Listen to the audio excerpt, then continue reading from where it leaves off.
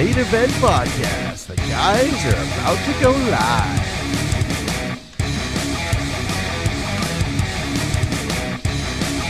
Get ready for the Main Event Podcast. The guys are about to go live.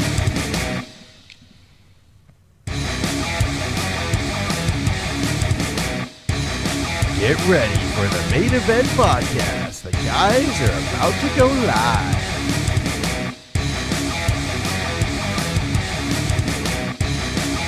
Get ready for the Main Event Podcast. The guys are about to go live.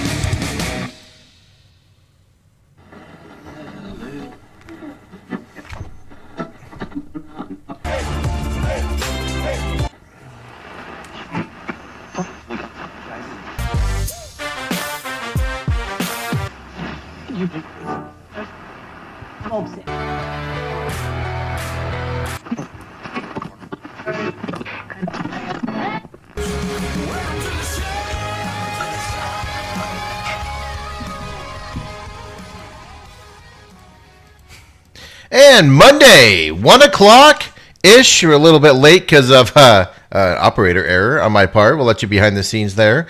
If you followed on Twitter, you would have seen us live for a minute. Adam, can you hear me? What up? Okay. I can hear you just fine. We're ready to go. With all the issues we had, let's check everything now before we go on for 10 minutes and then realize, of course, they missed my absolute analysis on Twizzlers earlier, but we're going to repeat that here. So it could have been the best 10 minutes of podcasting in the history of podcasting. Oh my God! Some lady was at It was at the front door of the office here, asking for me, ready to hand me a podcasting award. It was fantastic what was going on there. So, Adam, but I have one thing before we get into all the sports that are going on, because it's good times in Chicago these days. The big question of the day is. Because I'm sitting here eating Twizzlers. I was at 7-Eleven and getting drinks, and I saw Twizzlers, and I was like, oh, my God, I haven't had Twizzlers in forever. Are you a Twizzler or a Red Vines guy? Well, I'm not either. I'm going out with option C, and that's going to be that I want the red bites. I don't want the long Twizzlers, because by the time I'm done, I got some dry mouth going on by the end of it. But the little bites, they're perfect. They're just ready. Well, and then I can take a break. Come back in another couple minutes. So I'm going to go with the little red Twizzlers, the bite-sized ones. That's what I want. Those are for kids, right? Well, I'm just a kid at heart, Steve. I'm a kid at heart. Okay? There's nothing wrong with that, Steve. You're only as old as you choking. Feel, and I feel that the little Twizzlers keep me younger, and that's what I'm going to go with. I'm choking. Well, that's because you have the long Twizzler, Steve, and that's too much. You took too big of a bite. That solves the problem if you do the little Twizzlers. The little red ones solves that problem. Wait. You won't choke on those. So you went with the mini Twizzlers or the mini Red Vines? I don't really care. Whichever's cheaper, honestly, Steve. Let's be realistic on my world. I know, Whichever's cheaper. I was just curious because I wasn't listening because I was just making sure everything was set up right and everything sounded good. That's not anything new, Steve. The correct answer, by the way, is Red Vines are better than Twizzlers by a long shot. So now the Twizzlers are still good. Don't get me wrong, but here's the problem with them, right? I can't even get it out of the container because they're all stuck together. They're it's like a wax to them, right? Like, look how shiny that is. And my lights here in the studio. Look at that shiny, and there's like a wax to it. But if you had the mini one, Steve, the little bite-sized ones, you wouldn't have any of these problems. I have solved the problem altogether. That's all. You can thank me later. That's what you can do. I can thank you later by going to the kids one. Yes, exactly. You will feel better about it. I'm laughing because you sound in my headphones. You sound like that online. Hold on. You sound like rah rah rah rah rah. Your voice sounds deeper. Okay, let me check. Hold on. But you got to talk. I'm talking. I'm getting ready to celebrate, Steve. What a glorious Sunday it was. Things here couldn't be better. You got the best team in the American League. You got a first place Chicago Bears team. And then there's a rumor that there's another team that plays baseball here that they did something yesterday. I don't know if it's true. Sounds unlikely to me, but I saw the Bears come back and win a game. So I heard there was a no-hitter pitched at Wrigley Field, like the first time in many, many, many decades. And so I'll tip my hat to the. Well, I guess they're still in first place by like 4 games, the Chicago Cubs. So we're going to talk about it because that's actually a really good story on that no-hitter. And I actually, when I heard about it, I actually looked to see if it was a 7-game no-hitter or a 9. Because I was like, I'm not going to get excited about a 7-1. That's funny. So does a 7-inning no-hitter count? Put the poll up, damn it. I know, right? No. Does it count? I mean, it counts, but it doesn't count. Right. Like when he goes in the Hall of Fame, they're going to say he had one 7-game home hitter or 7-inning no hitter. I've had a 7-inning no hitter in the MLB The Show. Well, that's the same thing. Does it count? That makes you amazing. All right. So you sound fine. You just sound like a monster in a monster movie. Huh. That's weird. I don't know. I changed one of the settings. Hold on. Yeah, because you didn't sound like that. You didn't sound like that before. Let's see. Oh wait, talk. That might be better. Is that better? Yeah. You sound normal now. We'll see. But it's weird because when I was doing some research on this microphone, it said to set it up with this other setting. No, you're still there. It's still there. No, it's still there. No, it's not bad. You just sound like you're deep, like a deeper voice. You have to listen to it and find out. It's pretty funny. Yes. You don't sound like you. And I'll do that without the sound effects. And that makes me, right? Yeah, it's like you have one of those deep voice deepener sound effects in your voice or whatever. I can be voice guy. Deep voice guy. Thursday in a down hometown or whatever. You're listening to the main event pod. All right, there you go. Well, let's get into it, Adam. Let's break down. We're going to touch on, obviously, Monday, 1 p.m., guys. I'm Steve McCollum. Adam Michaels is over there. Let's go opposite. Right here. Yep, I'm going to hand you something. And we're going to do, obviously, our Monday show, and then on the podcast on Thursday, we're also going to be here as well. On Thursday, around 10 a.m. Phoenix time, noon, we're trying right now, to obviously preview this weekend of NFL football and what's going on. And, of course, I'm on Wednesday nights, starting this week on 1580. I'm always on 1580 at 6 p.m., but I'm going 2 hours on Wednesday night, so tune in for me there as well. We'll talk a whole bunch of good stuff and have some fun live on the radio as well. So, but huge NBA news. What is bigger NBA news, Adam? What is the biggest? Obviously, you have a theory coming up here, and we should announce that NBA news before anything. But what is bigger? The fact that the Lakers beat the Rockets in 5 games. So the Lakers move on to the West Conference Finals. The fact that the Denver Nuggets beat the Clippers and now they're going to a Game 7. Or that Mike D'Antoni announced himself that he was not coming. He informed the Rockets he wasn't coming back. What's the biggest story going on here? You know what? I'm going to go Denver and the Clippers going to a Game 7.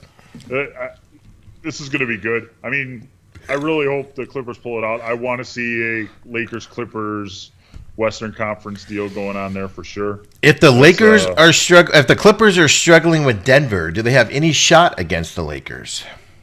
Wow, the Lakers looked really good in this past series. They were playing the Rockets. 5 games. Well, but the Rockets are quality. You got to play the teams that show up on the court in Orlando, Steve. They beat a good team. The Rockets, a quality NBA team. The Rockets also quit too. That was the disappointing thing. They did not want to be in the bubble. James Harden was missing the strip clubs and wanted to get out. D'Antoni was like, "I'm out of here. I'm not going to coach this team anymore." He has other things to think about now. There's movement on his front. He's got things to think about. He's got opportunities. He could make some good moves. You know. So I don't disagree. Of course, the Eastern Conference Finals is starting tonight. On Tuesday. Tonight, okay, I'm all confused. Last night was the Clippers, Denver's. Tomorrow night, what's today? Monday? Tuesday night. Monday. Tuesday, September 15th. I'm getting my days confused looking at these schedules. Game 1 of the Eastern Conference Final, Miami and Boston, tips off tomorrow night. Who do you got in that one? Yeah, I'm going to go. I believe I was riding Boston on this one for a while, so I'm going to stick with Boston. Yeah, because both my teams I picked are out. I don't know, man. Both teams are playing really, really well. We'll obviously have our picks out. I'll post them up tomorrow morning for everybody. But yeah, you're probably going to go Boston on that. I'm torn on this, to be honest with you. I think the better team is Boston, so I'm probably going to stick with Boston as well. I want to see Boston in the final. Wouldn't that be awesome? A Celtics-Lakers final? Yeah, I mean that flashes you back to the early '80s, right? The whole '80s, right? Yeah, though, pretty much the whole '80s, right? Yeah.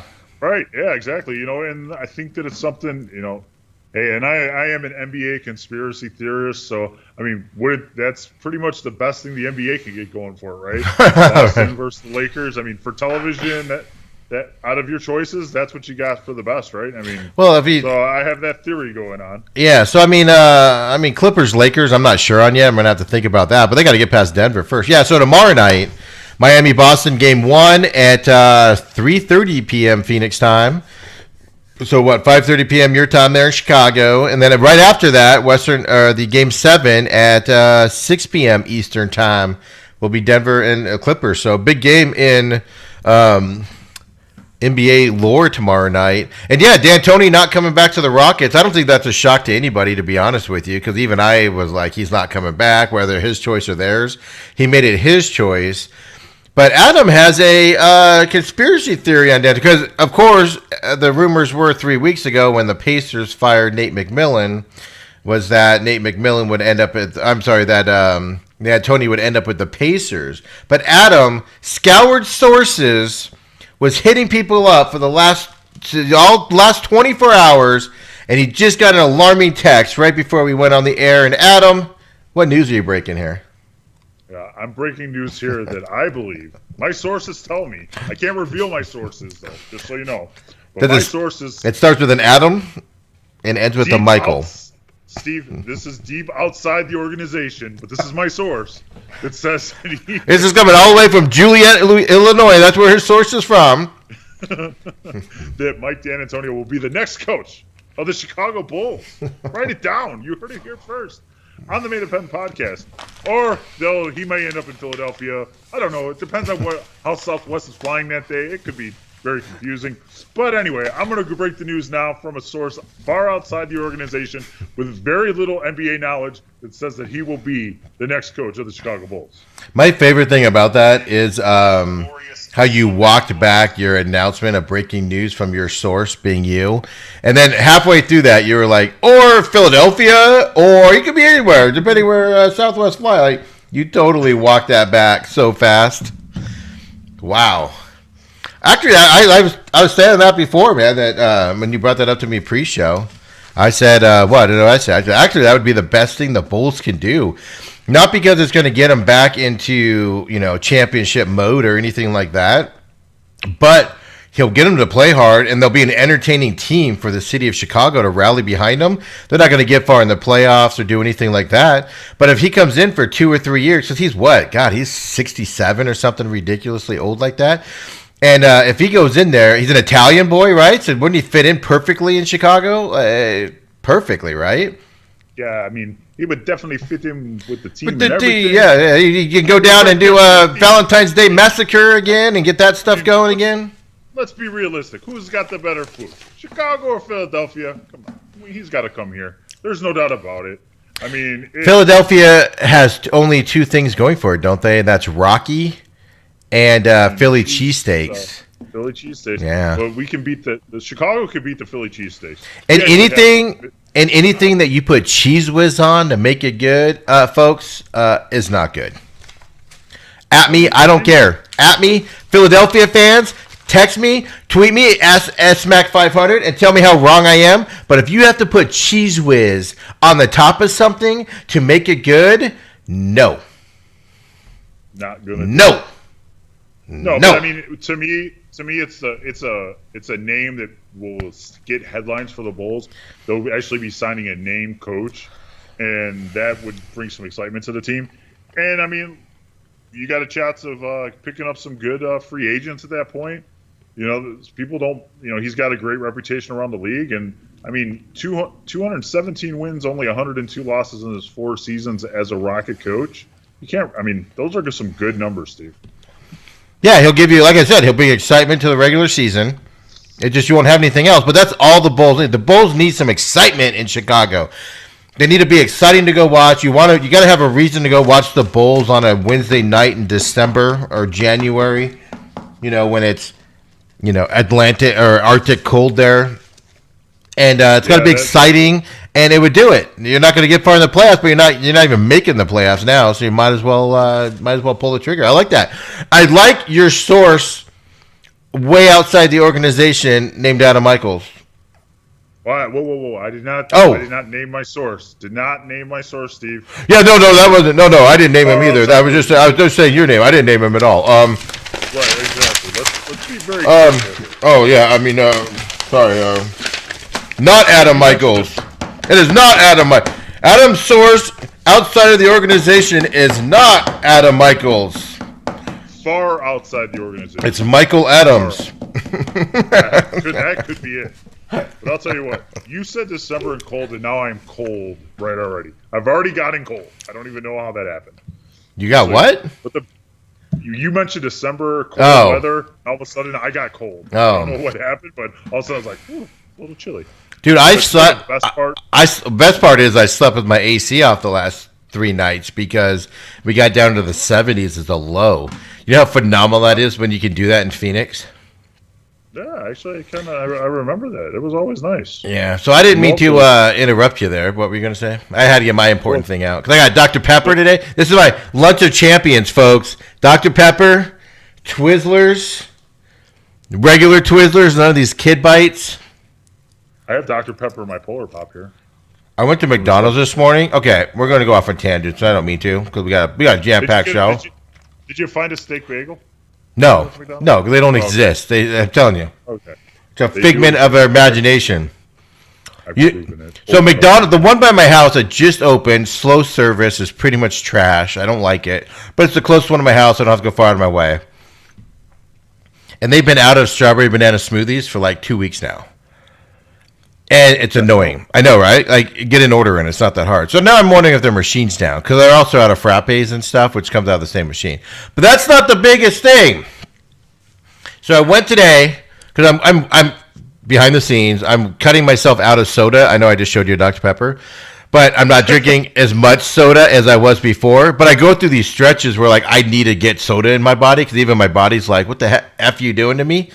And this morning was one of those moments. So I went by there, and I just wanted a Coke. Guess what McDonald's was out of? Wait, McDonald's can't be out of Coke, Steve. They were out of Coke. The guy said, all right. I'm sorry, sir. I know. McDonald's should be fired immediately. The guy said, sorry, sir, we're out of Coke. Would you like Dr. Pepper instead? So, of course, my answer was yes. First of all, I went, will you marry me? And then I went, what? You had a Coke? All right, Dr. Pepper it is. Weird, right? I really think there should be a job opening because there's only one reason to run out, and that was because you ordered wrong. or fired. I don't think there's an excuse for that. Only excuse would be if something's broken, but he didn't say that it was broken. He said they were out. Well, he'd be out because you wouldn't be able to get Dr. Pepper if it was broken. The same machine. You know what, Adam? That's a damn good point right there. Shoot, I was willing to give him the benefit of the doubt. Maybe they had I will call them out, and I had that restaurant insight, Steve. I'm well aware of that. How that happened. Maybe there was. Maybe the instance was that they just had a huge rush on Coke this weekend. They blew all the numbers out, and they just ran out of them. I'm gonna call bullshit on that one. Just so you know. I'm giving them the benefit of the doubt, man. No, I'm not going to do it. The best part of the NBA on Tuesday night is that on Wednesday night, AEW will be live on TNT. Because there's no game? There's no game, so that's what I'm personally glad about. I'm kind of glad that I interrupted you from saying that with my stories I had there because, yeah, that's all right. It's very impressive news, Steve. AEW that's failing miserably, and what are you talking? Oh, don't even start this tangent, Steve, because this will turn into a wrestling podcast really fast, AEW with their best numbers last Thursday night. Over 1 million viewers. Steve. Yeah, that's because half 1.8. That's because half the people turned on thinking they were going to get NBA basketball, and they didn't turn it off. They didn't realize it wasn't on. They were doing other stuff and didn't realize NBA wasn't on. Whatever. Put your WWE love away. Whatever, hater. Put it away. If I see one more Dusty Rhodes commercial with his blonde hair and his neck tattoo, I swear to God, I'm going to just... I don't know what I'm going to do, but I'm going to do something. I cannot stand it. Oh, it's so awful. You're just an awful person, Steve. I know. I'm so horrible. Your comments to SMAC500 on Twitter. Let Steve know that his wrestling VIP card has been revoked, and no, he's no longer allowed to discuss it at any point. Not only. So I've made two people mad. AEW people today, Philadelphia people with their cheese whiz on top of a Philly cheesesteak to make it good. I can agree with you. I'll put up with all the other crap they put on top of the Philly's cheesesteak, like the relish and the pickle and all the other goo that they put on there. Like, it's all right. But then you're like, oh, Cheese Whiz tops it off and makes it the best. I think there's a reason the founding fathers signed all their documents in Philadelphia, got the hell out of town, and made Washington D.C. Was because even they were like, Cheese Whiz, ew. Cheese Whiz on Ritz crackers is really the only acceptable place for a Cheese Whiz to go. Adam, what? No. It's acceptable at some... If you're out of regular cheese, Steve, it's better than a plain Ritz cracker. You can throw some Cheese Whiz on. You know what you do, Adam? You get off your butt and you go to the store and you get a nice brick of either a medium or a sharp cheddar cheese and you slice it into pieces. Yeah, but then while you're at the store, you get some nice pepperoni. You know, maybe some salami, and you cut that up, and then you put that on top of it. That's your only choice, Adam, if you're out of cheese for a Ritz cracker. Or plain. The solution is never cheese. Why? You know why you have Cheese Whiz? You have Cheese Whiz because you accidentally bought Cheese Whiz instead of that string stuff, and you just forgot to throw it out. That should be the only reason you have Cheese Whiz, Adam. So, yeah, okay. But I'd rather have Cheese Whiz than a plain Ritz cracker. I'm just saying. That's just my personal opinion. Now, I'm not saying that I have Cheese Whiz or I will search out Cheese Whiz. But if there's Cheese Whiz and a plain cracker, I'll put the Cheese Whiz on it. But I digress on the Cheese Whiz thing. That is disgusting. So I just did a Google search, Steve, on Chicago Bulls head coaching rumors. Nothing. You know how silence. No, do you know what the last article was, Steve? Did Google come back with, we have no reason, nobody has ever talked about this? Please don't bother us again. The last major article was August 26th by the Chicago Sun-Times. Besides that, I mean, you have a few little blog ones, but nobody, I mean, Pippin, AintEasy.com ran something on August 17th. But pimpinainteasy.com. That's interesting. And it's spelled like Scottie Pippen. Yeah, of course, because it's a Chicago Bulls blog. Yeah. That's a pretty creative name, actually. That's pretty good, you know. But yeah, Chicago Bulls 5 top candidates to place Jim Boylan, August 15th. You know what? Nobody's even talked about it since they fired him. Well, D'Antoni just informed the Rockets he's done yesterday. So, best time to sign your head coach is when nobody's talking about you. That's right, and my source is telling me it's a strong possibility. So, I'm going to go with his source. Go ahead and put the money down in Vegas on my far outside the organization source. And that source can reach out to you at AdamMichaels05 on Twitter. If anybody else, that source has my personal number, Steve. That's how. Oh. That's how close I am with this source, Steve. That's weird. That's just weird to call yourself, though, man. I didn't, Steve. That's not what happened. Oh. It's a source, Steve. We can't cite our sources, Steve. Did you answer your phone? Like, you called yourself on Bluetooth in your car, and you were like, "This is Adam," and you're like, "Hey, it's your source." And you're like, "Oh, hey, you got something for me?" And you're like, And the source is like, oh, yeah, Dad, Tony to the Bulls. Mark it. Here's all the proof, and he gives you all the proof. No, and you're like, why are you so echoey? And the guy's like, because I'm in your car with you, dude. You're talking to yourself. Oh, that's not what happened. It's not? I don't talk to myself on the phone. I just talk to myself on a regular basis, but not with the phone. But what happened was I got the text message that said it. So I read the text. It came right through. I guess that's true. You wouldn't have that huge echo if you just texted yourself. That's right. It's better to have it in text than on phone. Adam, what you do is you have somebody else text it. You go, hey, text me this so I remember it. And then you have them, and then you're like, I got a source. And then you have their name. You take their name out of your thing, and then you screenshot it. And then you could just black out the phone number and show that you had a source. You just black out the number, and it'll be like, from somebody else. There's apps where you don't even have to have somebody else do it. You can do it yourself. You go on the WhatsApp app. I know. Yourself. I know, Adam, because your source apparently has done that. No. My source is legit, Steve. But let's move on. I don't want people digging into my source too much. Yeah, we got to keep this source quiet. Yes, he's asked to remain anonymous, and I will do my best to protect his identity at all times. His identity at all times. Yeah, so depending on what time of day it is and what he wears. Unbelievable.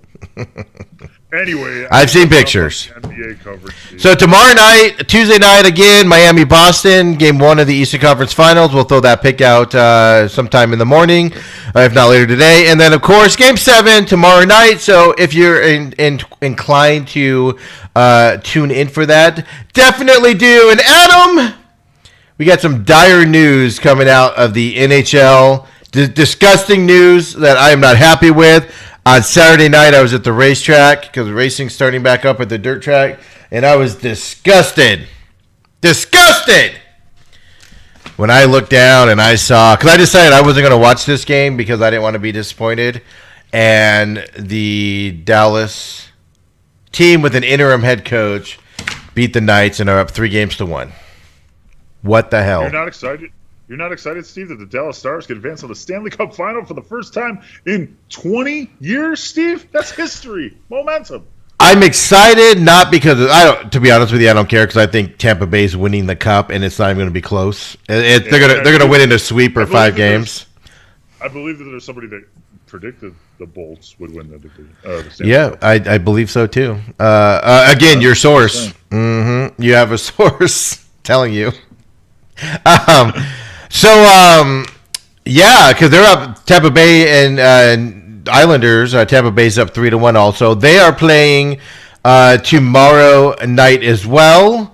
But tonight, Adam, 5 p.m. Eastern time, going up against 2 Monday Night Football games, which might be good for me because I won't see the Vegas Knights go down to the Dallas Stars tonight and lose the series.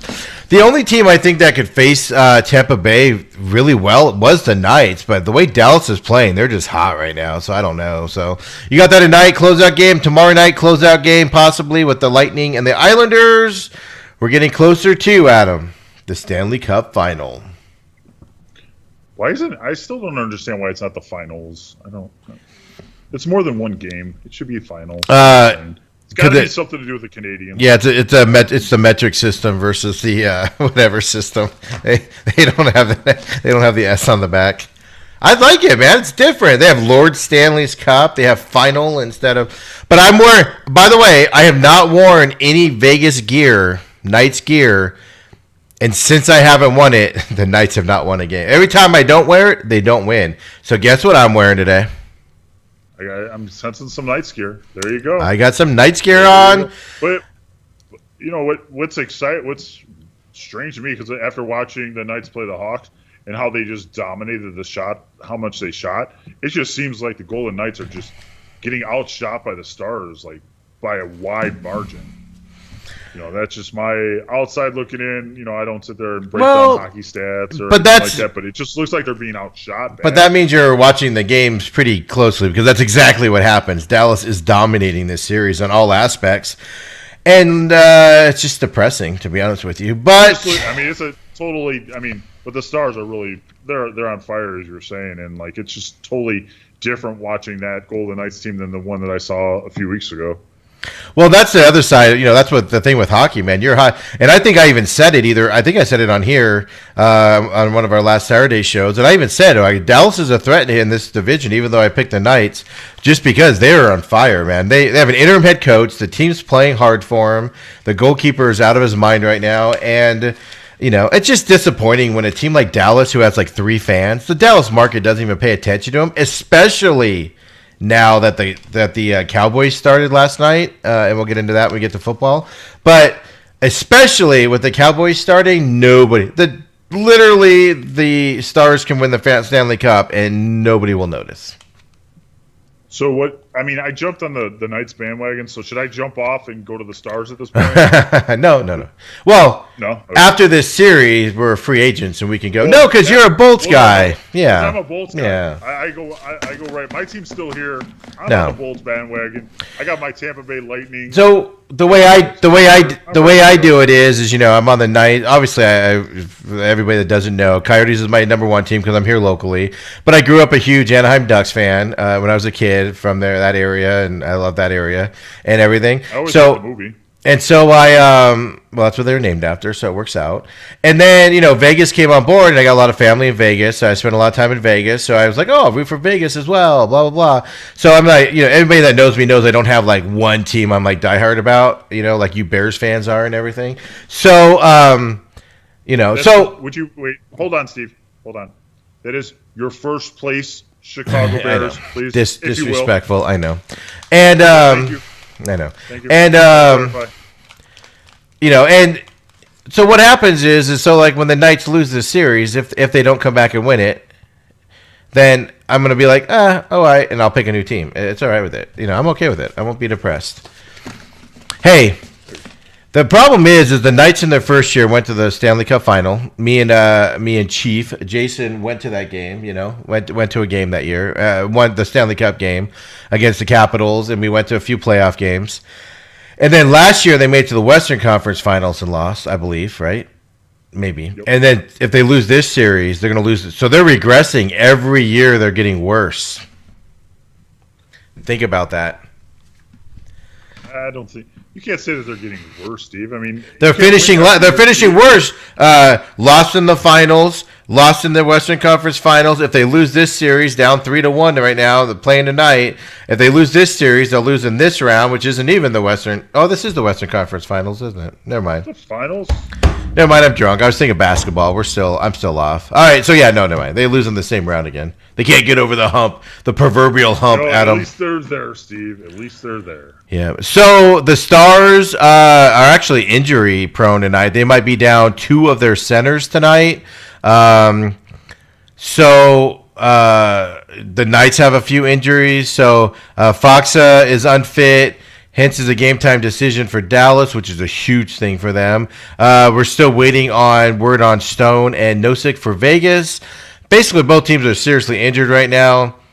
Dallas is playing lights out, though. I'm not saying that they'll close it out tonight. It might go to a game 6, but it's going to be a tough comeback here. So for the Knights, but like you said, Tampa Bay. I think we didn't pick Stanley Cup, guys, when we went into the playoffs. We like to do it by rounds, so that way it's more better. But I've been saying all along, like you, that Tampa Bay Lightning is going to win the Stanley Cup. If they don't, it'll be a huge disappointment for them. They're just that good against everybody. And even tonight, the Islanders have 2 of their best players are out tonight. Basically, 2 of their main forwards have left the bubble because they're here in there. Casey Sigzakis and Tom Kanakel of the Islanders are out of the playoffs. They've left the bubble, and they were 2 big name guys, but of course they're going to get knocked out tomorrow night, so it doesn't matter. Yay.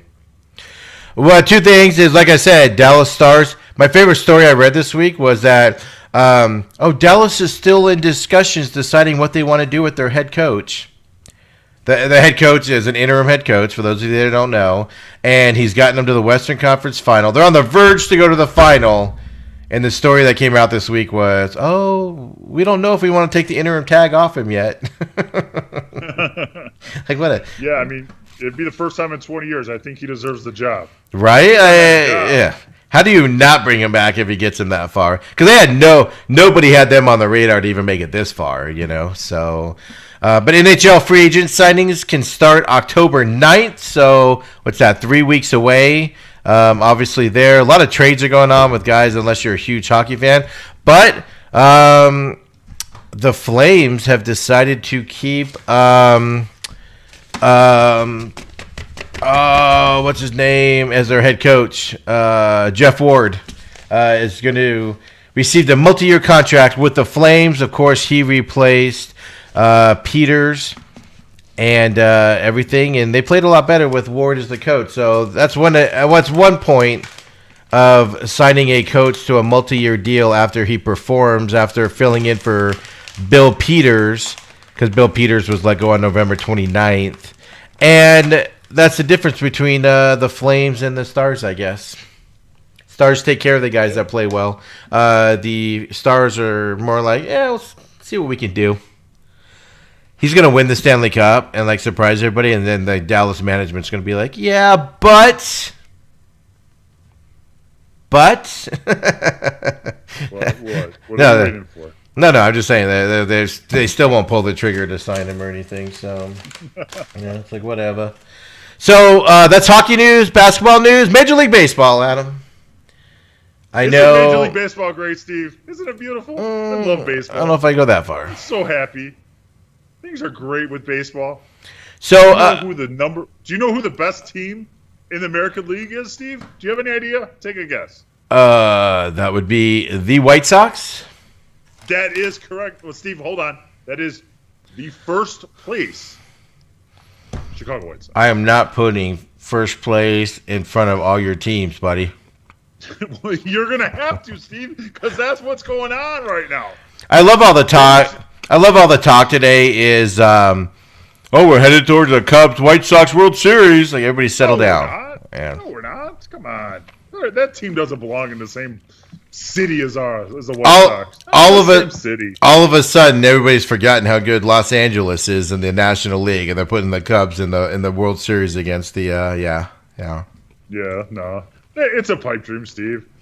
I would enjoy it. I'm not going to say that I wouldn't, but I would like to see a crosstown World Series. That would be fantastic. Absolutely. I mean, if you're going to do it, Steve, 2020 is probably the year to do it. Right. Realistic. In these unprecedented times, it's probably time. Maybe right. the 1 year to do it, right? So then there could be all these asterisks next to it at the end of the day. It was only a 60-game season.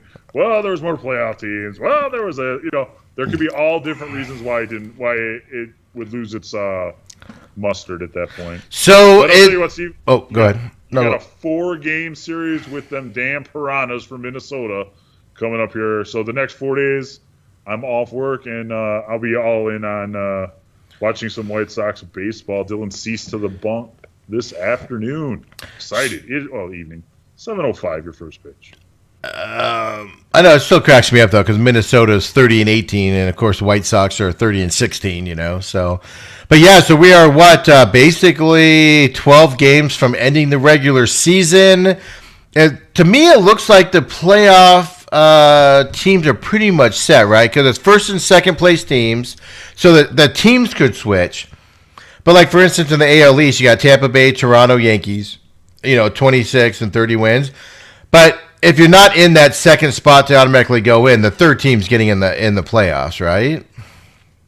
Yeah, I think that what I think it is, it's set up, Steve. It's just where everyone ends up laying out. But I think that your playoff teams are pretty much locked in at this point. So like in the AL right now, if it ended today, you'd have Tampa Bay and Toronto in the AL East. You'd have White Sox and Minnesota in the Central.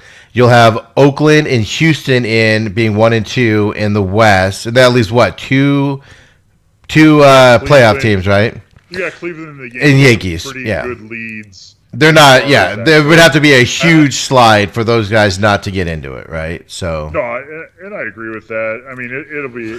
I mean, you got Seattle that's at 21 and 25. They're 8 games back from Oakland. And I think that your playoff teams are pretty locked in the American League. It's just a matter of where they're going to finish out at. Yeah, You know, the Yankees can catch Toronto and switch it, but they're both making it. Same thing. Minnesota can pass the White Sox, or don't say such things. I know. And then Houston, in theory, can get caught by Seattle, but it would be kind of tough just with the records coming up and everything. But so that's the American League. The one thing that I do love is I love run differential things. You know what the White Sox run differential is this year? Is this like, I'm looking at the stat. I think it's plus 77. Yes. Right? Isn't that outrageous? Yeah, I have to say that I actually had it up and was looking at it right as you said that, so that's why I knew that. But I knew it had to be something outrageous. I mean, that team just hits. I mean, Jose Abreu is just, 7 RBI game the other night, 2 home runs against Detroit. I mean, and then, Randy from the Blender, his favorite player, Tim Anderson, on path to make his second AL batting championship. I mean, and you can say all you want with the bat flip. When that guy gets on base, he scores, Steve. He is the perennial base. He's the place setter at that point. I mean, he leads off the game, and it seems like he's on second. He leads off the game with a double so many times. It's unrealistic to me. And if he gets the second, he's scoring. The big question mark is still the pitching. Starting pitching has me a little bit worried still, but you never know. You get Rodon back. Dallas is due to come back on Thursday to pitch the day game, the final one against Minnesota. So I'm excited about this. Then I guess, baseball is king in my world. I'm going to have a good October. Ready for some baseball. Are you ready for some baseball? Have you heard about are you believing the Texas-California bubble or for the playoffs? Or well, they're saying all they have to do is get the players' approval, right? Yeah. Would you be in favor of that, or do you want it to keep going the way like normal? With no fans, I would rather. If there's no fans, I'd rather have them in a bubble. But if you're going to allow fans, no. The reason being is because you can set the schedule. The thing I love about the NBA, right, is like. So last Thursday night, the Lakers were playing the Rockets. They moved that game up, to 4:00 Phoenix time, so it didn't, so it would the first half basically would not be played, and you can do that stuff without fans. So same thing with baseball. You can play all day long basically, and get these playoff series in and done if you're in a bubble, and then you don't have to worry about anybody getting in trouble and going out and stuff like that. So if there's no fans, I'm fine with it. I would actually prefer it, to be honest with you. It'll be interesting to see what they do. I don't really care one way or the other. Because I just love baseball. Then you don't have to have travel days. You don't have to have travel days. Snow days. Well, exactly, right? And all of that stuff. So let's say something does happen where you do have to miss a few games or shut it down. If everybody's in a bubble, you don't have to worry about weather per se and stuff like that, So I just hate how they're picking, like, of all the East, like we just went through the standings, right, for the American League, and you got Tampa Bay, Toronto Yankees making it, White Sox, Minnesota making it, and then Oakland and Houston making it. Why do the teams that are nowhere near Texas have to go all the way to Texas? Pick a dome stadium in the East Coast that people can go to. Right. No, you're right. It's just, I think it's because Texas just built an ugly ass stadium, and we have to support the crappy stadium that they just built. Yeah, they want to show off the new stadium, and since their team sucks and no one's watching it anyway, so they might as well get some views, right? Since they've won 17 games this year and have a run differential of minus 73. 3, right? Yeah, that is crazy. Which, my Angels aren't much better. They start playing the Diamondbacks tomorrow, but they're not much better. They're 20-28, but they have a run differential of only minus 25. So the Angels are scoring and hitting. They're just not able to get to the top, which makes sense when you have crappy pitching. That I thought would be better this year, but it's not. So Albert Pujols. I had the Rangers going to the playoffs. I was wrong. Yeah, no, I was going to admit that. I wasn't going to bring that up until closer to, when we do our show at the end of the season. Then I was going to bring it up, but since you brought it up, good pick, man. By the way, good pick. That was a good one. I give myself credit on that one. So Albert Pujols hits his 660th career home run on Sunday, obviously tying Willie Mays for 5th on the all-time list. Good for him, right? Yeah, that's good for him. I'm excited about that. That's a major accomplishment. And now that we're going to talk in National League, Alec Mills threw a no-hitter for the Cubs, the first of his career, and only the 16th in franchise history. You would think a team that's been around as long as the Cubs would have more than 16 no-hitters. Just seems like a low number. Well, I mean, they are the Cubs, Steve. So. Mm-hmm. So good for Alex Pujols. Or Alex Mills. One or the other. I'm combining their name now. I'm making them the same. The nice thing about Alec Mills' no-hitter, and these are the great stories about baseball, right, is he's 28 years old, never been on a roster for a whole season, has just been one of those guys that's kind of just flailed around the minor leagues and finally gets his chance and everything. And he goes in and he throws a no-hitter against a good Milwaukee team, by the way. Like, they're not the worst team on the planet, right? And he goes out there and he does it. That is what makes baseball special that other sports don't have, is because you rarely, if ever, see a no-name guy that's just, everybody says he doesn't have the talent, and then he gets his shot to go in there, and then he does something like that. And that's what's so great about it. I will give you that's what's great about baseball, Adam. Yeah, no, and I'll tell you what, pretty humble kid.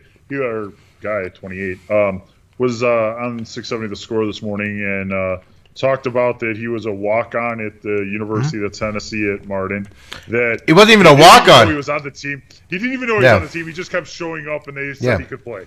He literally walked by, and some coach started talking to him, or somebody asked him a question, and he goes, "I can help your team out. I can pitch." And then they're like, "All right." And then he just started showing up after that. It's so great. Yeah, so, you go from that to throwing a no-hitter in your 15th major league start. Yeah. It was a good story. Good story. Almost to the day of Carlos Zambrano's last no-hitter for the Cubs. Oh, really? Is that real? Yeah, almost to the day. There was there was no spectacular play to keep it a no-hitter. I mean, he just pitched a solid game, and they won 12-0 Milwaukee, but Milwaukee obviously struggled that day everywhere. But even on their defensive side, but no, that's what's exciting. It's one thing for Randy Johnson to throw a no-hitter because you're excited for him and it's great to see, right? But it's not. I think being a kid like this getting it is way more special and way more exciting than somebody like a Randy Johnson or whatever the great pitchers are that I'm drawing a blank on right now in the world. Garrett Cole getting one would be oh yeah, Garrett Cole, but you almost expect him to get one, right?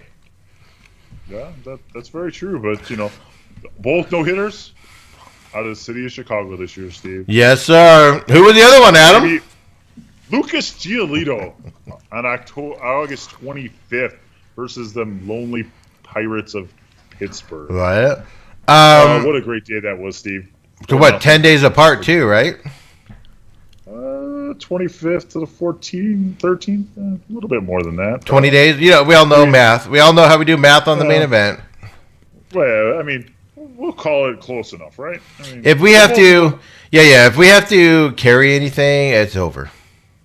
Yeah, if we're subtracting and borrowing from something, it's not a good sign. But I'm excited, Steve. Baseball is here.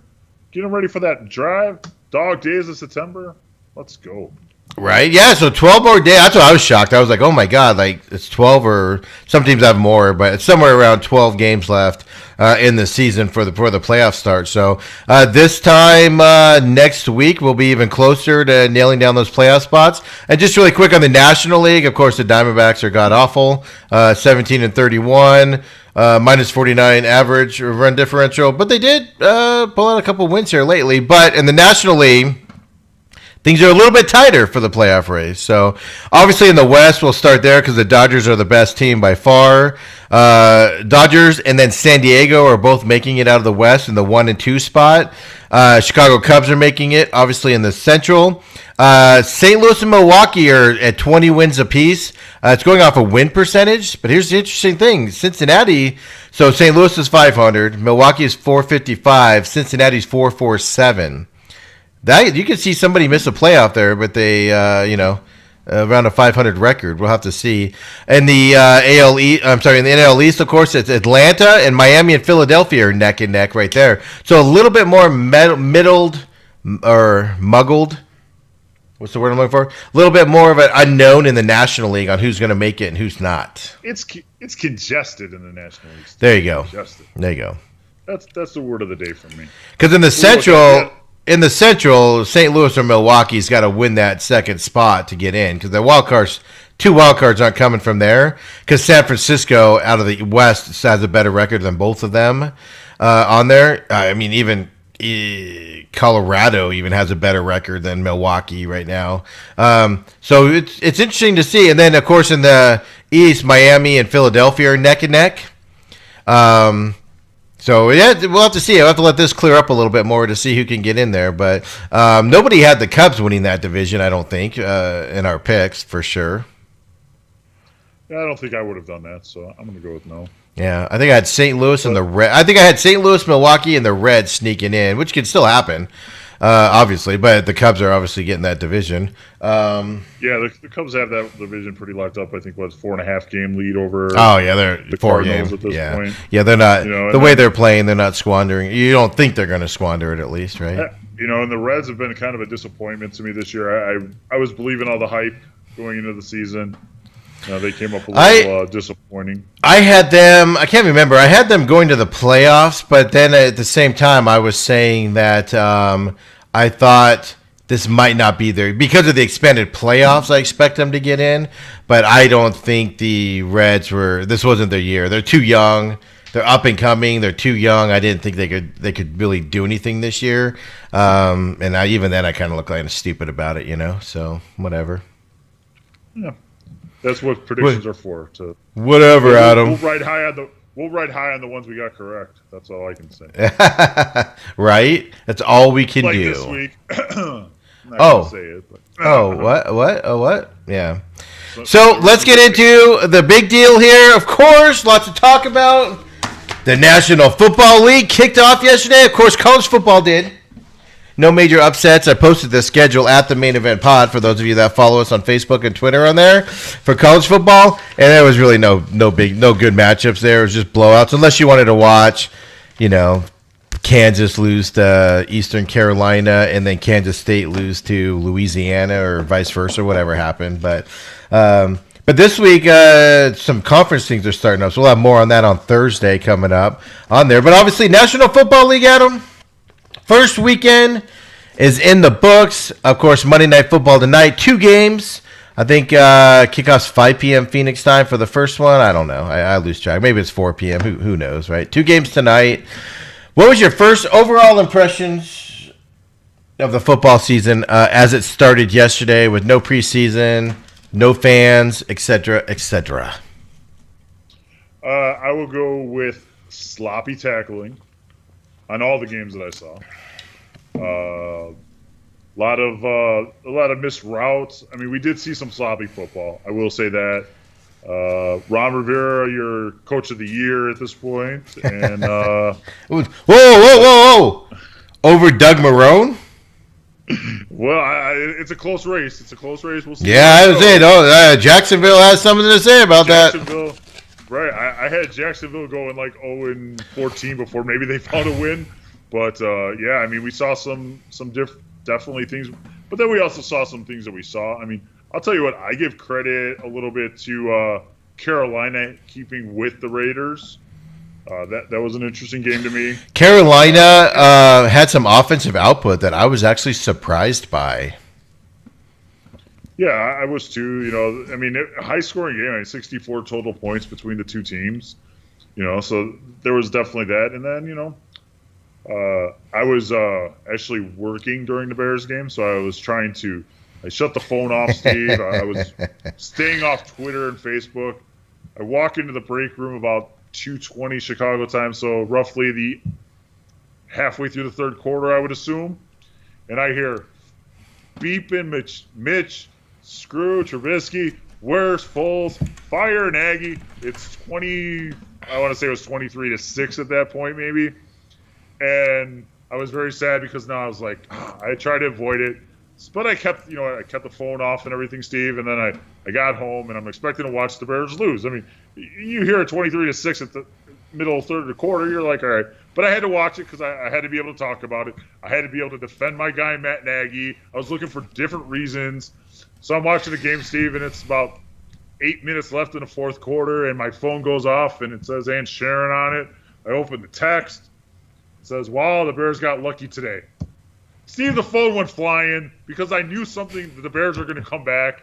And I was very upset because I would have loved to enjoy the game and, watch it holy crap, they came back. But now I'm like, they came back?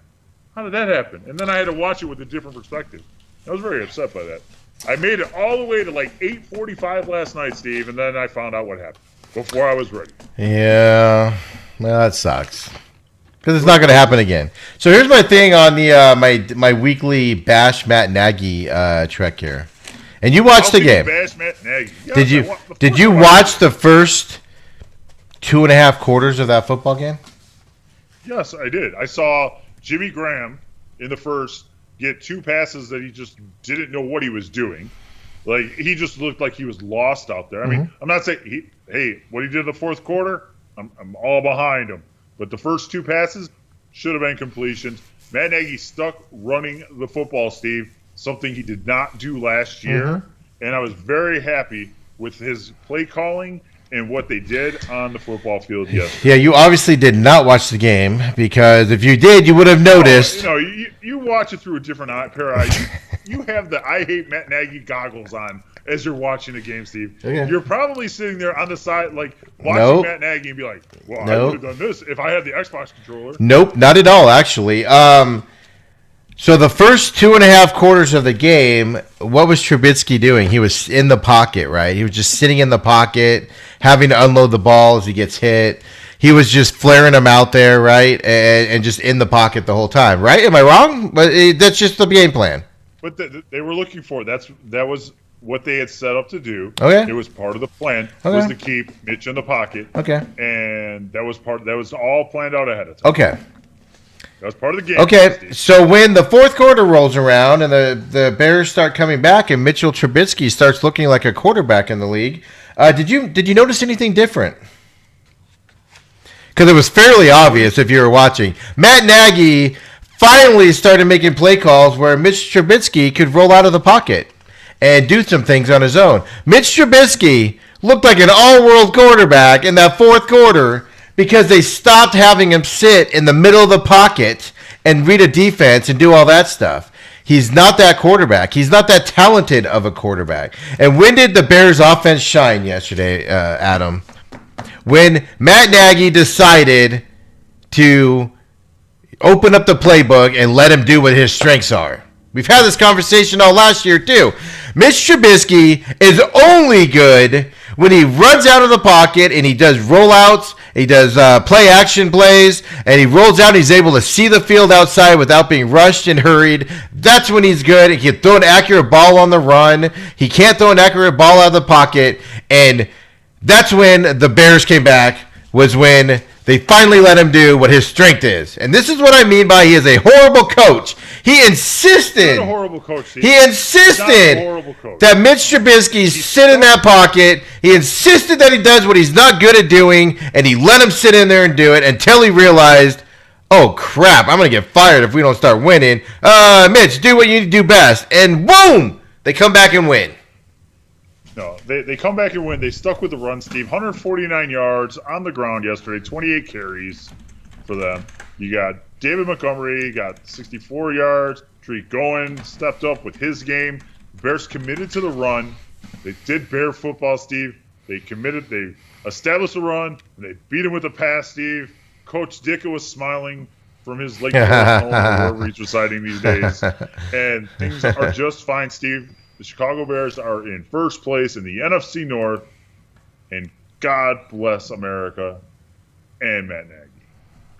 That's all I can tell you about that. The other thing is how does I don't remember who dropped it for the Bears. How does he drop that pass in that end zone, man? That hits you. Even a non-professional should make that catch with his eyes closed. I mean, it was a perfectly thrown ball. No reason to do anything like that. But I mean, if you notice, Trubisky hit. I think it was the play where he hit Miller. Was that Anthony? Yes. With that touchdown pass there, the diving one that was pretty spectacular there in the fourth quarter with 2 minutes to go or whatever. That was a beautifully thrown football. Mitch Trubisky can do that stuff, but like I said, well, I'm going to play it here. But like I said, just watch this play. Everybody, just watch this play. See what I'm talking about. Just see what I'm talking about. Hold on a second, Adam. Let me play it.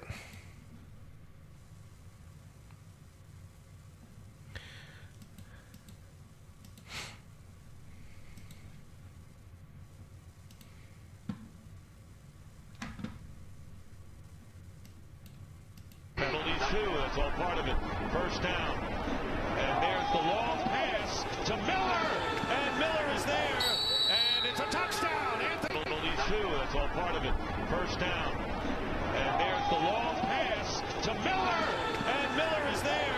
And it's a touchdown. Anthony Miller, who has made 2 brilliant catches today, does it again, and the Bears take the lead. 27-yard pass. And Trubisky just laid it on the money, Jonathan, to Anthony Miller. I would bet you any amount of money that Matt Nagy told him, Tony McRae out there, throw it to Anthony Miller. And that was a great ball right there. Remember the last time Allen Robinson was a little short? This time he threw it out and over the top. You see Anthony Miller right here in the slot.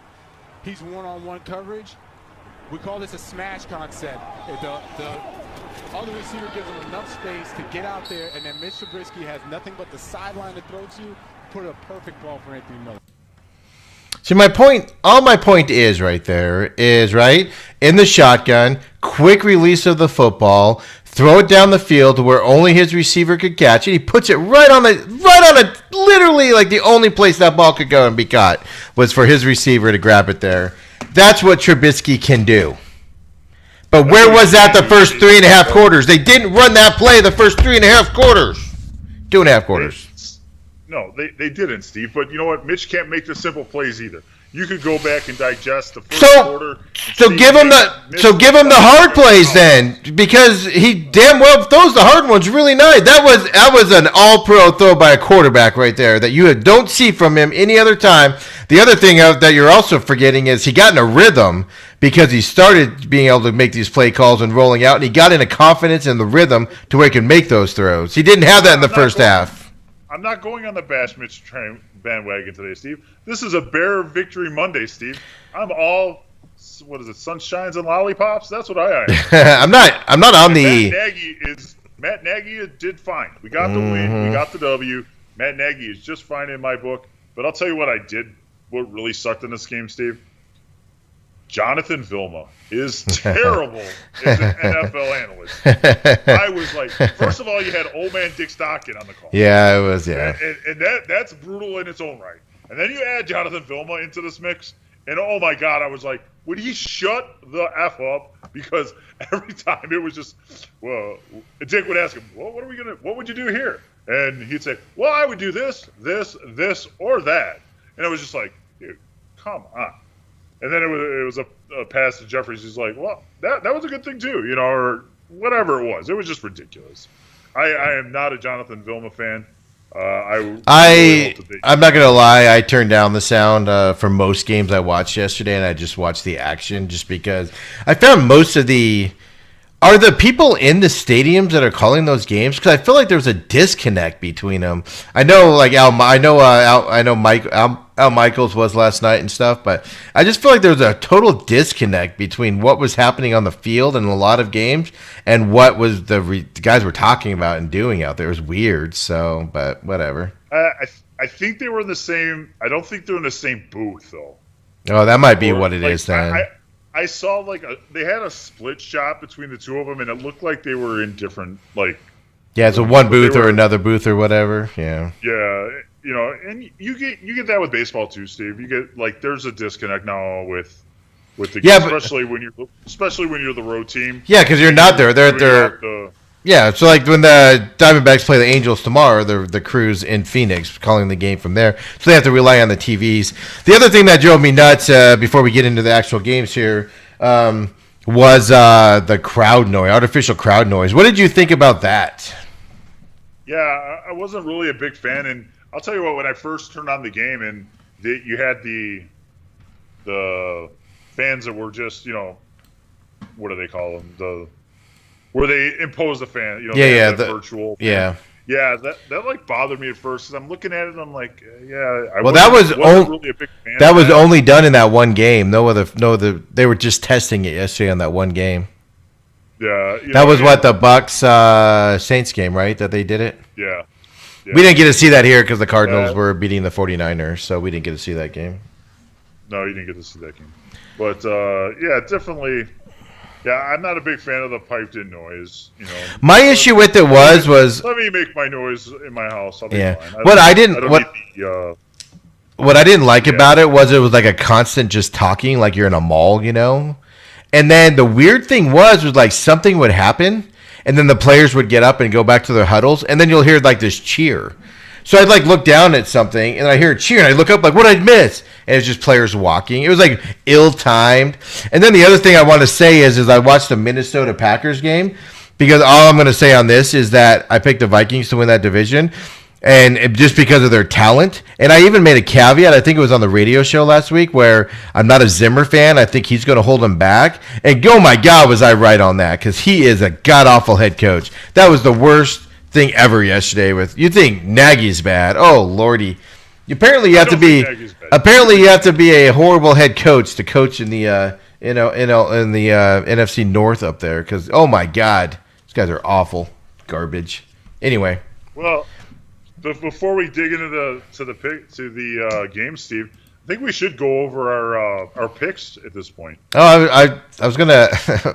What? I forgot all about that. We picked some games, Steve. Did you forget? Oh, did we? Oh, I didn't notice. We did pick some games, Steve.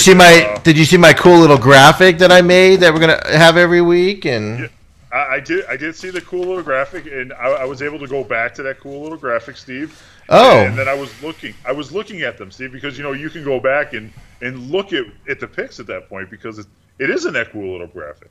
I only go back and look when I have good weeks. So well, Steve, I had what I would call a good week, Steve, and you had what I would call a not so good week, dude. Dude, I lost. In case you were looking, I lost 2 games. Settle down, Tiger. Well, you lost 2 games, but how many games did I lose, Steve? 1. One, and that was because you're drinking the Bucks Kool-Aid, and you think Tom Brady's the greatest thing since sliced bread. Yes, I will admit that in hindsight, not the greatest choice, but Bucks are in trouble. I beat Steve, and my 16-0 dream is still alive. My plane trips are still alive. Everything is going good on my front, Steve. Well, I know you haven't met Kaler yet, because you haven't been out here for the radio show. The producer that produces our show, and he's also on the Blender, the third man on the Blender before us. I have breaking news on that too, by the way. I have booked a flight for September 28th. Oh, nice. So we'll get you out here for 2 weeks from today. Because Kaler is somebody that likes to, when he gets something right, oh my God, does he brag about it forever? And he toots his own horn. So he went 5-0. So I didn't look at his numbers, Steve. Yeah, he's gonna be unbearable come Wednesday. Hopefully, he's forgotten all about it, and I won't have to bring it up. So yeah, that could be. Are you sure? I thought he lost one. I thought maybe He had Chiefs, Bears, Cardinals, Saints, and Packers. Oh no, you're right. Oh, he had Packers. So yeah, He did lose one. Yes. who lost? That was. Hold on. Chiefs won, Bears won, Cardinals won, Saints won, and Packers won. I thought I had him on for one loss, but I was mistaken. So. Yeah, you're just. Well, you're going to have to deal with that, Steve, because now you're firmly in last place. I'm like the Bears. I play better. But my problem is Matt Nagy left me out to hang to dry for 2.5 quarters, and then he decided he's gonna turn around now. He's gonna give me plays that are to my strength and let me survive out there. So, yes, Adam, congratulations. You are in the early track for me owing you an expensive dinner at White Castle or something at the end of the season. Congratulations. I know you're not going to drive all the way to White Castle, Steve. I know that already. I wouldn't drive there for food, period, but especially for White Castle. No, Exactly. No, winner wins. Winner wins. We got to go with it. So, yeah. So good start for the year for you. Of course, we'll get that updated with our picks this week. If you notice, I even included a last week's schedule or score and then an overall record. So we'll be tracking it all week, man. I was so confident I'd be winning this thing that I had no problem putting that on there, and now I am second guessing it. Just so you know. All right, so let's get into some. Now you want to move on. All right. Well, yeah, I'm ready to move on. I want to talk a little bit about the 49ers versus the Arizona Cardinals. Cardinals coming up with a victory. I was going back and forth on this one when we did the picks. I wasn't sure where I wanted to go. Glad I picked the right path on that one. At the end of the day, I remember going, I don't know, and then I heard Randy from the Daily Blender predicting a blowout, so he had sold me on it. I'm glad he did. It wasn't quite the blowout, but my favorite thing is you didn't listen to me at all about it. You listened to Randy, but not me. Okay. Yeah, I mean, you have to understand, Steve. Sometimes I can only listen to so much of what you say, and there's a little. I saw your Facebook comment yesterday, you little smart ass.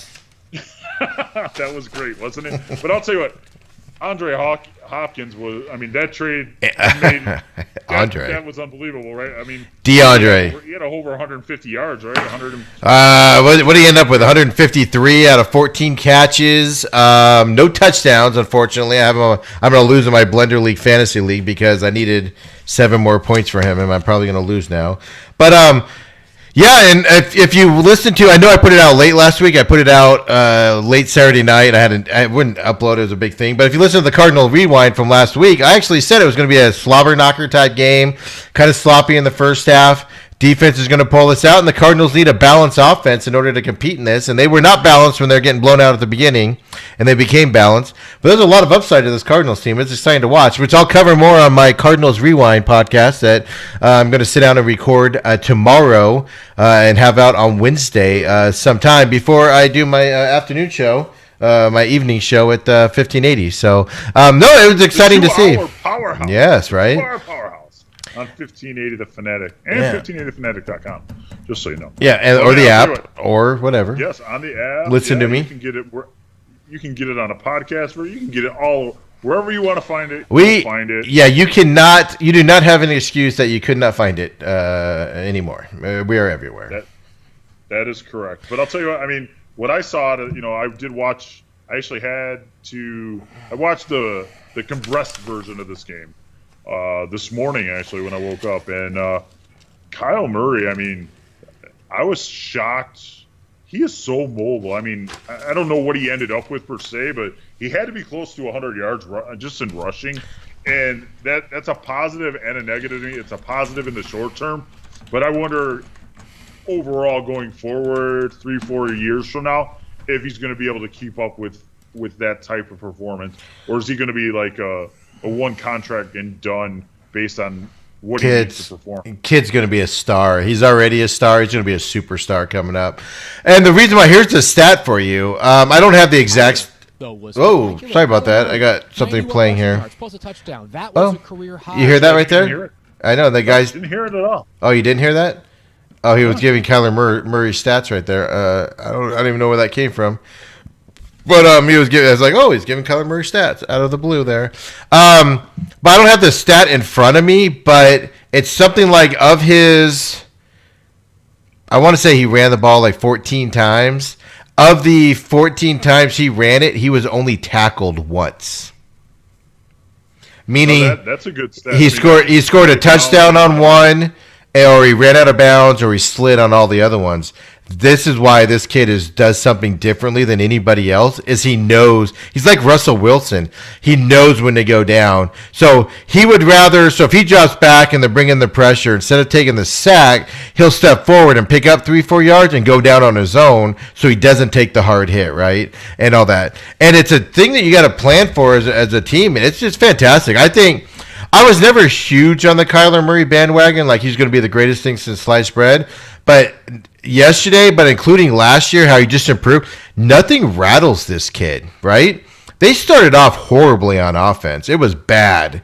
And anybody else out there would have hung their shoulders or hung their head and walked. He's just his head's always up. It doesn't rattle him at all, and that's what's fantastic. And that's why I'm not saying he's going to go win like 12 Super Bowls or anything like that. But the kid's going to be a superstar in this league and a well better than average quarterback because he brings you that threat. And that's where you're wrong on the one and done deal, unless an injury comes in. He is just he's just there, you know, and he's able to put the ball. He's able to throw a nice deep ball, which they didn't do too much yesterday, but he can also play the dink and dunk game and open up the field. And you're absolutely right. He gets into open field, man. Holy cow. He's impossible to bring down. Well, no, I wasn't saying that he was going to be one to know. I was just asking if it's a fear. I like what I see. The only thing that bothers me is his height. I'm not going to say that it doesn't. But then again, I go back to quarterbacks that couldn't see over the if Drew Brees has to stand on his tippy toes to throw the ball downfield, it's not going to hurt Kyler Murray either. You know what I mean? Right. So there you go. I like it. I like what I saw out of the Cardinals. I wasn't really sure that they were going to be able to come back after the Isaiah Simmons touchdown, but yeah, I mean, and that's what's fascinating, right? The Cardinals decided to start Isaiah Simmons, and he had the worst start you could possibly have in the NFL, right? He got beat on that one play. Yeah, he had the deal. They sat him on the bench. He got beat bad on that play. Yeah, well, he gave up on it. He got caught looking in the backfield, and the guy just Mostert ran around him, and but he's smart enough to learn from it, and he played better throughout the rest of the game, and that's what's exciting about it is, and that's what I mean by this team, like. And led by Kyler Murray, is they don't get phased. So they were down 10-0. I even put it out on Twitter. When they blocked that punt and scored that touchdown, I was like, that is a huge comeback for a team that looked like garbage to start that game.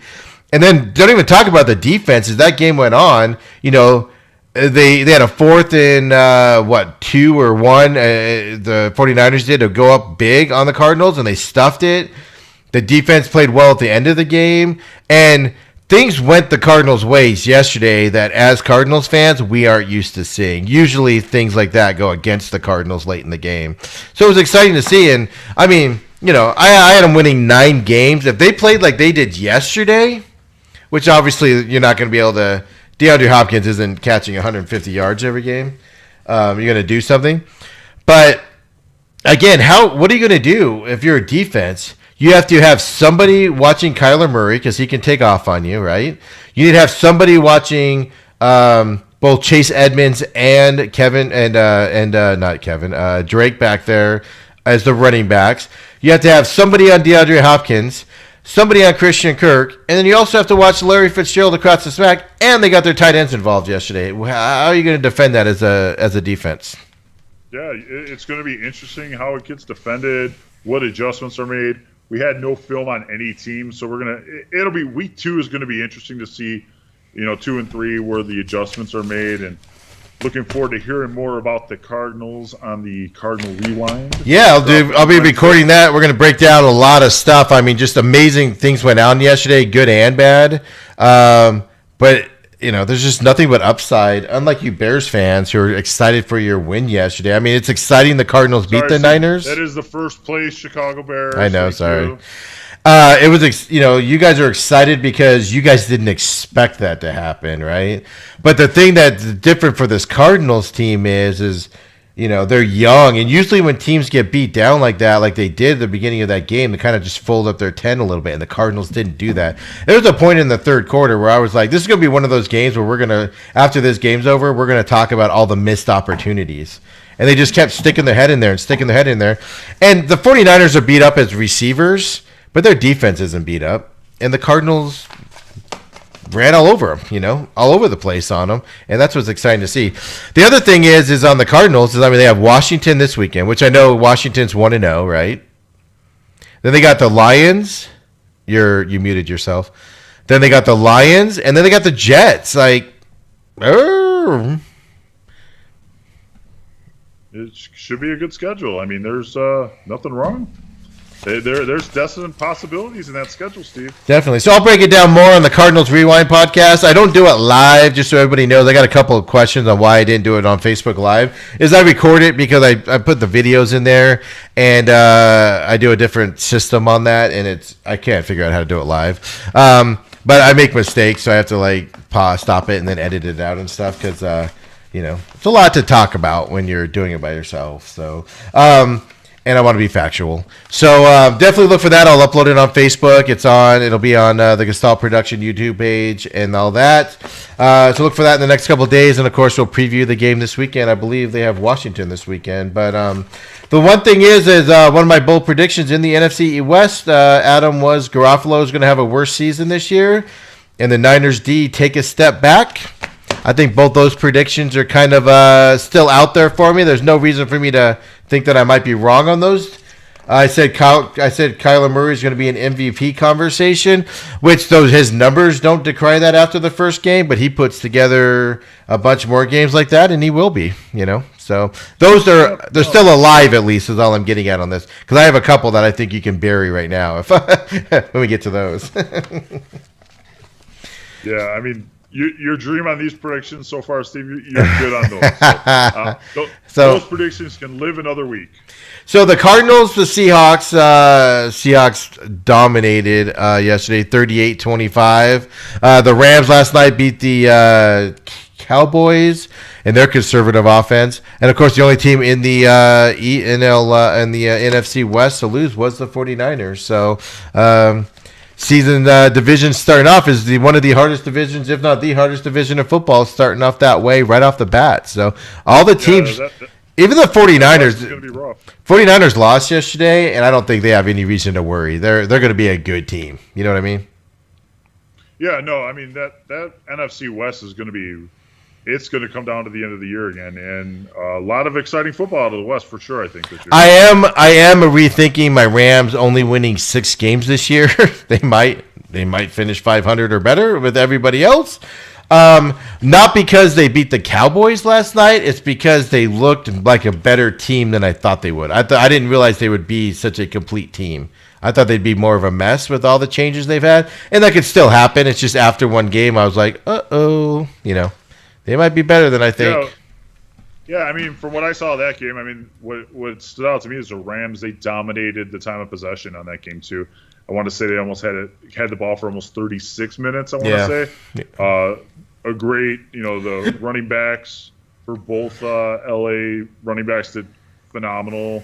And the Cowboys kind of much of the same, right? I mean, the Cowboys' problem is as we move much difference. Yeah, as we move to the NFC East, the problem is Mike McCarthy plays a conservative offense, which we knew all along, right?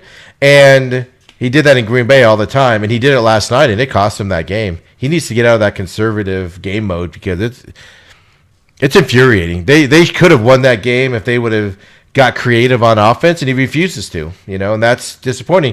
Which brings me to my point that I made the prediction that Dak's going to be MVP because they're going to put the ball in his hand, and he's going to dominate on offense. What I didn't factor in was that McCarthy's still the same jack-off, head coach that wants to play conservative and just run the ball and dink and dunk, and I didn't factor that in, so... Mikel is sticking with his 11-5 prediction for Cardinal wins. That doesn't look too shabby right now, does it? So, no, I mean, He might have been ahead of the curve on that. I think that you had him at 9, and I had him around 500, maybe. I had him at. I did say 9, but I said I could see them getting to hit 10 or 11 with a couple. Like I had them winning week 1 regardless, so that wasn't a surprise to me yesterday. But they have a couple games coming up that they're going to have to win that they're not supposed to. That I'm a little worried about, like at Seattle, for instance, or something like that. But yeah, no, the Cowboys. I mean, Cowboys are going to be okay. They have a lot of talent. The game was on the road, a different situation, new stadium. There's a lot of things going on there in LA. But yeah, Mike McCarthy just having the same old conservative. There was no creativity. Sitting in my living room last night. So after the Cardinals game, I went to Texas Roadhouse because I was craving a steak because I hadn't eaten all day. And I was going to order a pizza all day, and I just kept being like, I don't want pizza. So I went there, and I got home, and I missed like the first half of the first quarter. And so I had no idea what had happened. And I sit down and I'm watching that game. And about 3 minutes after watching that Cowboys drive that was going on, I literally was like, all right, I know how the Cowboys offense is going to go. And it played out that way the rest of the game. It's just infuriating. You got to change your system up and make, especially with the playmakers he has there. It just infuriates me. And I'm not a Cowboys fan at all. Or a Packers fan. Right, I was going to say, where did this Cowboy passion come from? Yeah, it's a Mike McCarthy, man. I don't know. I think he's a good head coach. I just think he's one of those coaches that's like, this is my system, and I'm going to do it, win or lose. You know what I mean? And I said Dak's going to win the MVP because he's going to control that offense, and that's not the case with Mike McCarthy there after game 1 because he didn't let Dak do anything last night, and it's just infuriating, so... But Giants play tonight, right? So we'll see. We'll see if my prediction on if the Giants show zero improvement and they're worse than 2019. That division, Eagles were up 17-0 and ended up losing in glorious fashion. Carson Wentz. I've always been on the Carson Wentz bandwagon. Do you know what happened in that game? I don't know if you saw that one. No, I did not get. Get to see that one. Well, Carson Wentz cost him the game with multiple boneheaded plays. So I'm thinking it might be time. I'm not off the Carson Wentz is a good quarterback. He's just injured all the time. Bandwagon. But 1 foot's off. 1 foot is off the Carson Wentz bandwagon. Like this might be the year where I just need to concede. He's not going to be the quarterback in Philadelphia we all thought he would be. This might be the year. Like I took 1 foot off of that bandwagon. They were up 17-0. They were pretty much dominating the game. And then it just, I don't know who else to blame. You have to single-handedly blame Carson Wentz for losing that game yesterday. I don't know who else you blame on that Eagles team. And in this year of Carson Wentz and how way he's played, he shouldn't be looking like that. So, do you blame a lack of running game though? That if they had a running game that maybe it doesn't make Wentz have to put all on his shoulders at that point? Well, I agree with that because you've got to have.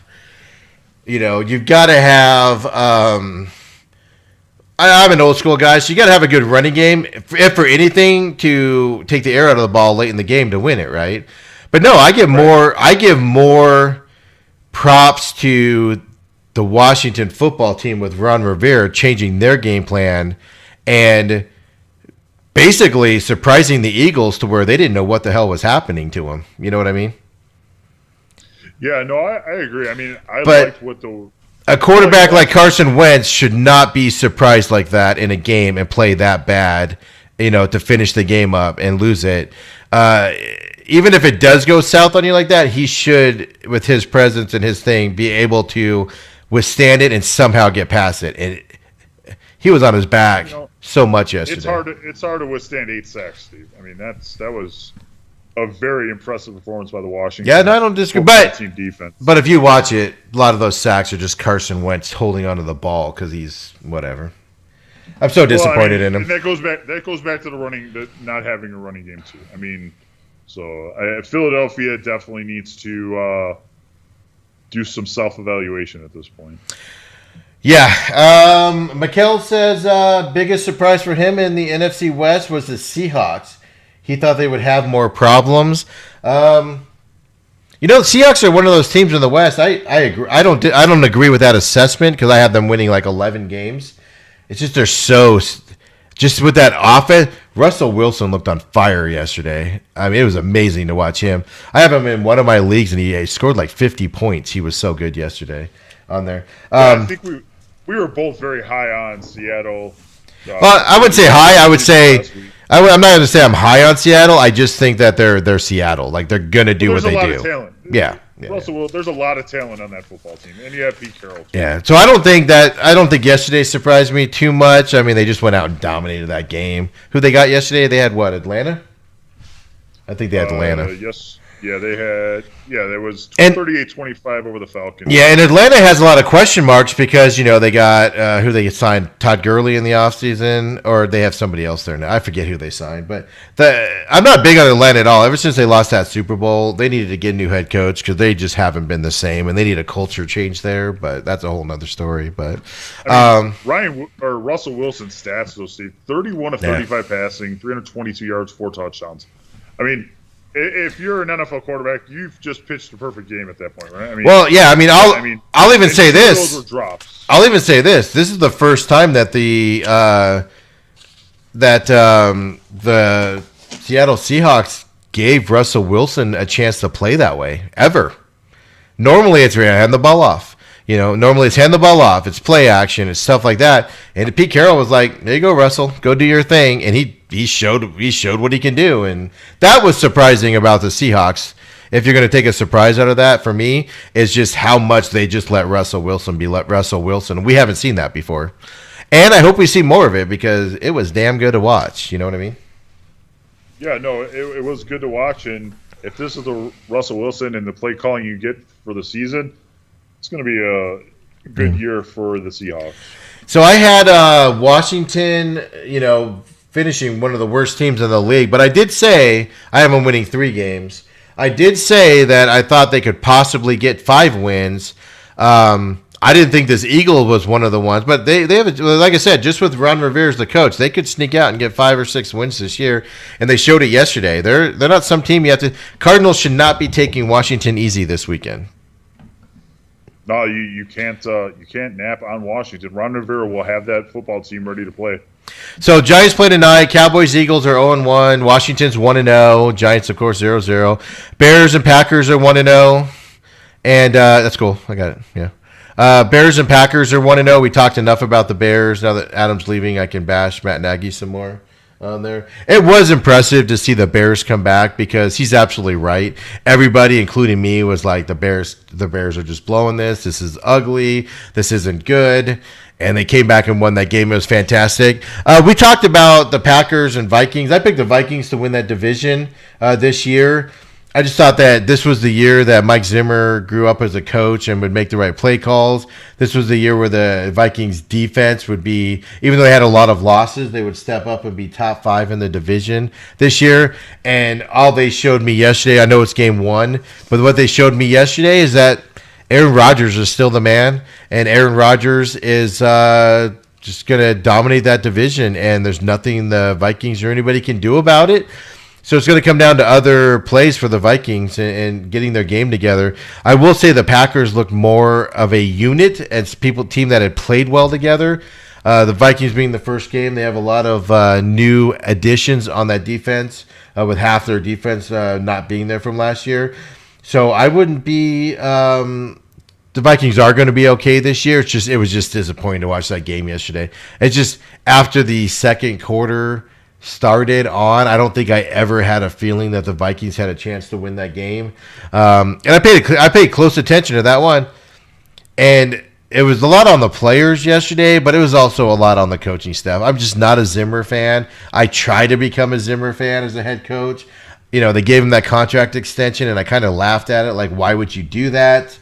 And I just hope that he can do something enough to where the Vikings can get pushed over with him as a head coach. And we'll talk more about that because I'll be watching, obviously, him, Nagy, Adam Gase, and those guys coming up here this season to just see how this coaching staff goes. Because those of you that follow me, I love that side of the football game more necessarily than the actual football.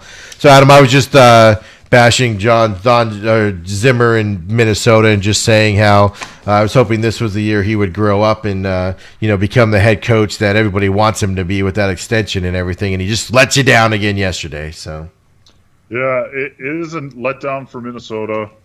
I think I didn't understand the extension at the time that they gave it to him, and I think that's scary for the Bears. But Aaron Rodgers is back to being Aaron Rodgers.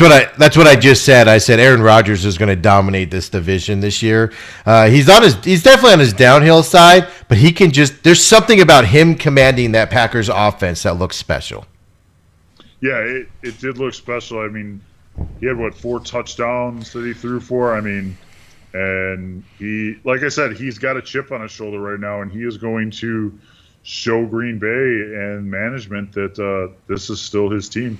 I mean, they put 43 points up yesterday. That's, I know they did give up 34, but they gave up they scored 43 points yesterday. That's outrageous for that Packers offense. And basically with one receiver, Devontae Adams is like the one guy on that team you have to stop, and they couldn't stop him. No, they could not stop Devontae Adams. I mean, he looked special yesterday. And that, the Vikings defense looked okay early, but I mean, get past the first couple drives, and then it was Aaron Rodgers' time. I refuse to say his name, not because of any other reason than I can't pronounce it, but the guy they just got from Jacksonville, goes out with a hurt ankle and stuff like that. But yeah, and it's just the Zimmer's. I try to root for Zimmer as much as possible, but I just think he's one of those coaches that's just going to hold that team back. That extension, he's there for a while, but it's just there's no reason the Vikings shouldn't have looked better yesterday. But I will say being game one, Vikings are going to be okay, but just being game one, the Packers looked like a more complete team. The Vikings looked like they were trying to find their way still. Like it's their they didn't know what to expect from each other. You know what I mean? No, I agree with you, but the Packers are, the class of the NFC North for sure. Yeah, so let's get into... They showed that for sure. Yeah, so let's get into... Now, keep in mind, it's all week one, so we're just reacting to week one right now. I'm going to have some overreactions coming up probably. But let's talk about my favorite topic of the day, because I'm going to enjoy this all season long. Panthers look good with their offensive stand. They had some offensive firepower that surprised me was there. They scored 30 points yesterday. The Panthers are going to be okay. I think I have them as like the 5th worst team in the league this year and getting that 5th pick.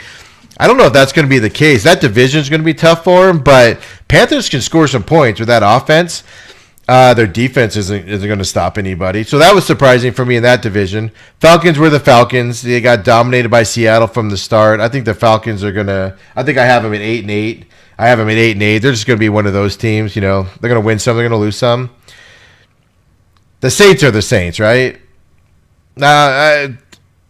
It's just they didn't – 2 of their best players caught like 2 balls yesterday, and they still dominated the game. Yeah, they did. And it shows you that Drew Brees is still Drew, and I think it was even an overreaction on my part to think Brady was going to make that big of a difference in Tampa Bay. I'm gonna backpedal on that one just a tad at this point, even it being week one. It's only week one. It's only week one, but I'll tell you what, it was weird even just seeing Tom Brady in that other uniform, and. Yeah, I'm going to have to backtrack that and say the Saints are still the class of that division. I mean, so St. Louis offense, they had 347. Oh, wait, I'm looking at the wrong stats here. They had a lot of yards yesterday, moving the ball. But their defense, right, was spectacular against that. You didn't know what to expect against the Bucs. They have no tape on all these guys coming together. But, I mean, obviously the Saints are what they are. Obviously the talk of the day is how bad Brady looked, which one of my bold predictions is that, the Bucs are going to win 10 games, but they're going to be a mess doing it, just meaning that they're going to struggle to win 10 games. And I said Brady's going to have his worst season stats ever, and that was evident right off the bat yesterday. But he did run for a touchdown, but he threw a pick 6. And the best part about that is Jameis Winston was sitting on the other sideline as the backup to Drew Brees when Brady threw that pick six. And, he went, see? It's not just me. Yeah, I mean, Brady, his official stats, 239 yards, 2 touchdowns, 2 interceptions, converted just 63% of his passes. I noticed, like I said, I couldn't watch the game live because the Cardinals game was on. I was watching that. But I watched some after stuff and some big sections of it. And Brady had his fire on the sideline where he was like yelling at people like he does or whatever. And some of the players were ignoring him. Like, it wasn't the same as when he did that in New England. Yeah, I think it's. Here's the other side of it, right? After the game, head coach, I forgot his name right now. I can picture him. Bruce Arians. Bruce Arians said the loss was due to what, Adam? It was pretty warm out, right? The weather. No. He said the loss is squarely on the hands of Tom Brady. His mistakes cost the Bucs the game. Came out and said it. He's not wrong, by the way. But he said it in public. So wait, so when Nagy said, called out Mitch and called out his players, it was fire Nagy. But it's okay that Bruce did. No, you're totally misunderstanding what I'm saying. These fireworks are going to be spectacular in Tampa Bay because Bruce Arians called out Tom. And who's going to win this power struggle? Tom. I don't know, man. Well, they might both lose. Weak in Tampa. Yeah, right. Those owners are weak in Tampa. I have to say.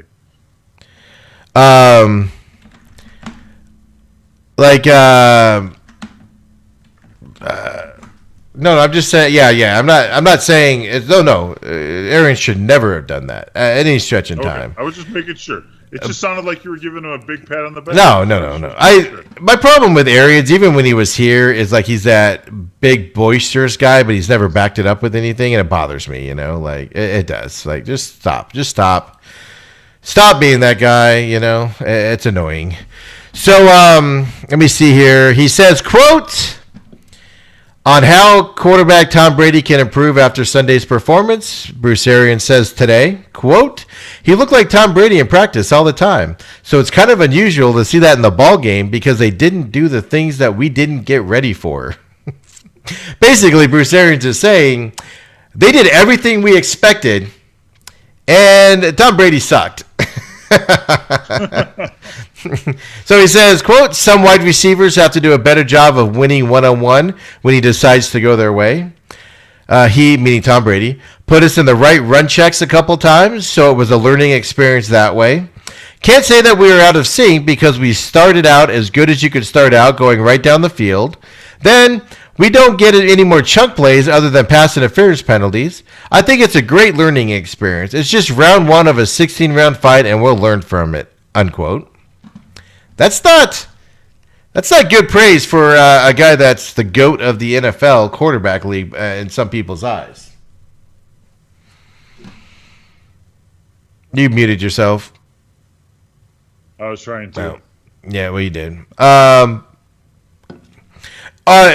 question is to Bruce Arians, if struggles early in the season are common when you have a quarterback playing in a new system for the first time, I'm going to add my part after 17 years. Quote, it's a situation where all that verbiage is when you're under the gun is different, and now you're getting hit for the first time too. It's all different. Give me a friggin' break.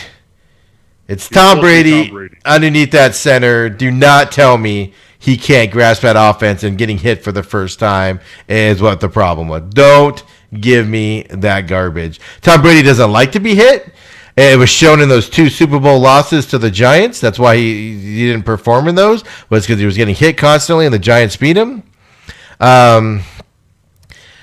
The Saints started in really good field position. Worse, I think the stat I saw was Tampa Bay started on offense. The Saints started. Their average starting was on the 43 of the 43 Tampa Bay's 43-yard line, which was the worst starting average of any game in like 6 years, including Jameis Winston throwing 30 interceptions last year, and they never started that great a field position. I'm just saying, there's a lot of issues in Tampa Bay, and it's going to be fun to watch. No, it's going to be the storylines are going to be good coming out of Tampa Bay for sure. For this, I mean, Fournette got, I think, 4 runs yesterday or something. It was a small amount. They say they're going to get him involved more because Rojo sucked yesterday. Wasn't very good. Mike Evans was god awful out there. Granted, he has a hamstring issue, but those Tampa Bay receivers aren't good. They haven't been good. They've been skating by because Jameis Winston was their quarterback, and now that they have Tom Brady, they're going to be exposed now and be blamed because people aren't going to blame Tom Brady right off the bat. So yeah. No, Tom definitely gets a pass for a couple weeks, right? I'd say at least a month, right? You got to see what they got after a while. So, but he was really critical of Tom Brady. Basically said he was the reason why they lost, which, like I said, he's not wrong. It's just saying that in public. I always advise coaches not to do. There's an easy way to say it. So that's pretty much the NFC. Anything else to add on NFC teams yesterday? No, I think we've pretty much covered my NFC side. Yeah, no. The what? The Bears? What? That is your first place, Chicago Bears, Steve.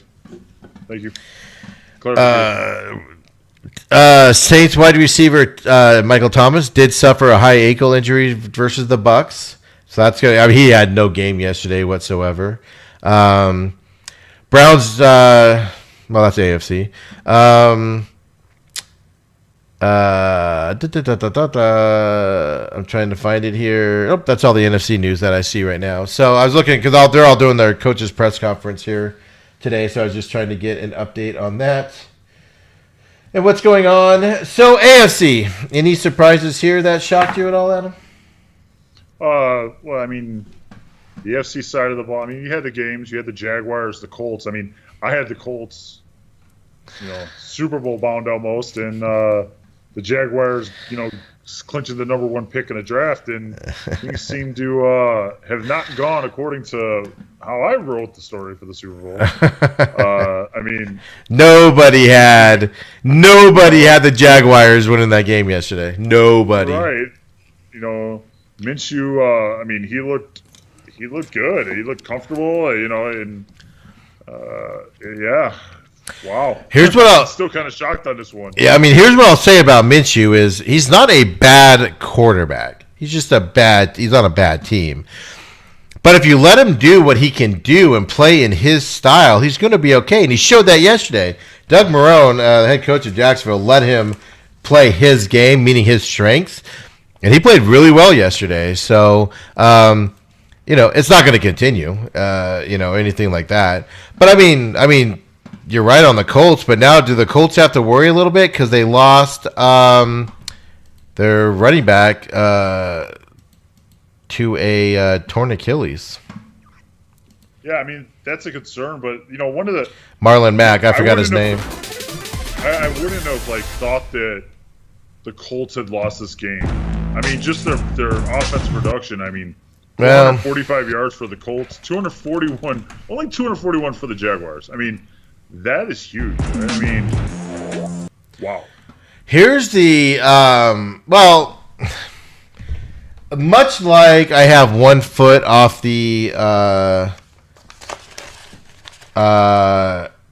Eagles quarterback bandwagon, 1 foot off of it. I've always been a Phillip Rivers fan. I don't think he's as bad as people say he is. And last year he was god awful and everything. But I even said this year that he's going to be the Phillip Rivers of old, and he's going to look good this year. And that's after 1 game, that is the biggest hogwash on the planet. I mean, he looked like last year's Phillip Rivers, and that's how they lost it. Yeah, they have all that. Chargers finished top 10 in offense last year, and they also didn't win very many games. And Phillip Rivers had 8 billion interceptions and stuff. It looks like that's what you're going to get out of Phillip Rivers unless they can figure something out right there. It was that bad of a game for Phillip Rivers yesterday on the Colts. I don't know. I wouldn't necessarily was that bad of a game for him, in my opinion. I think that he looked comfortable playing Like it didn't look like a new team. Like Tom looked like he was lost. Philip didn't look like he was lost to me on the field. I mean, they put up some good numbers. They just, they left way too many points out on the board, and that'll get you a loss. No, but that's what I'm saying. He's Philip Rivers of last year, where he'll give you a crap ton of points. He'll give you a bunch of stats. If you just look at the stat book, you're like, oh, man, Philip Rivers is a good quarterback. And then you watch the game, and you're like, oh, dear God. Oh! Whoa! Oh, watch out. Oh. I mean, it was... And that's how Philip Rivers was last year. And whatever. I mean, but now you got Jonathan Taylor who's going to have to step up even more, which is fine. You just didn't think you'd see him, till later on. But with Matt going down with the Achilles, that's a dig there. Yeah, it'll be interesting to see which Philip Rivers comes back after week 2. Like I said, I'm willing to excuse week 1 just because a lot of these teams haven't played, and it's the first time they're playing. So, but it is concerning seeing Philip Rivers give that game away like he did, because that's what he did last year, and you're hoping he wouldn't do that, So, no, you're right. So, but it's only week 1, so we'll see what happens. The so Jaguars are not going to win their division. So yeah, exactly right. Well, I mean, USA Today did NFL's best and worst debuts of week 1. Guess who was the number 1 worst debut? Tom Brady? No, I'm just kidding. It's Tom Brady.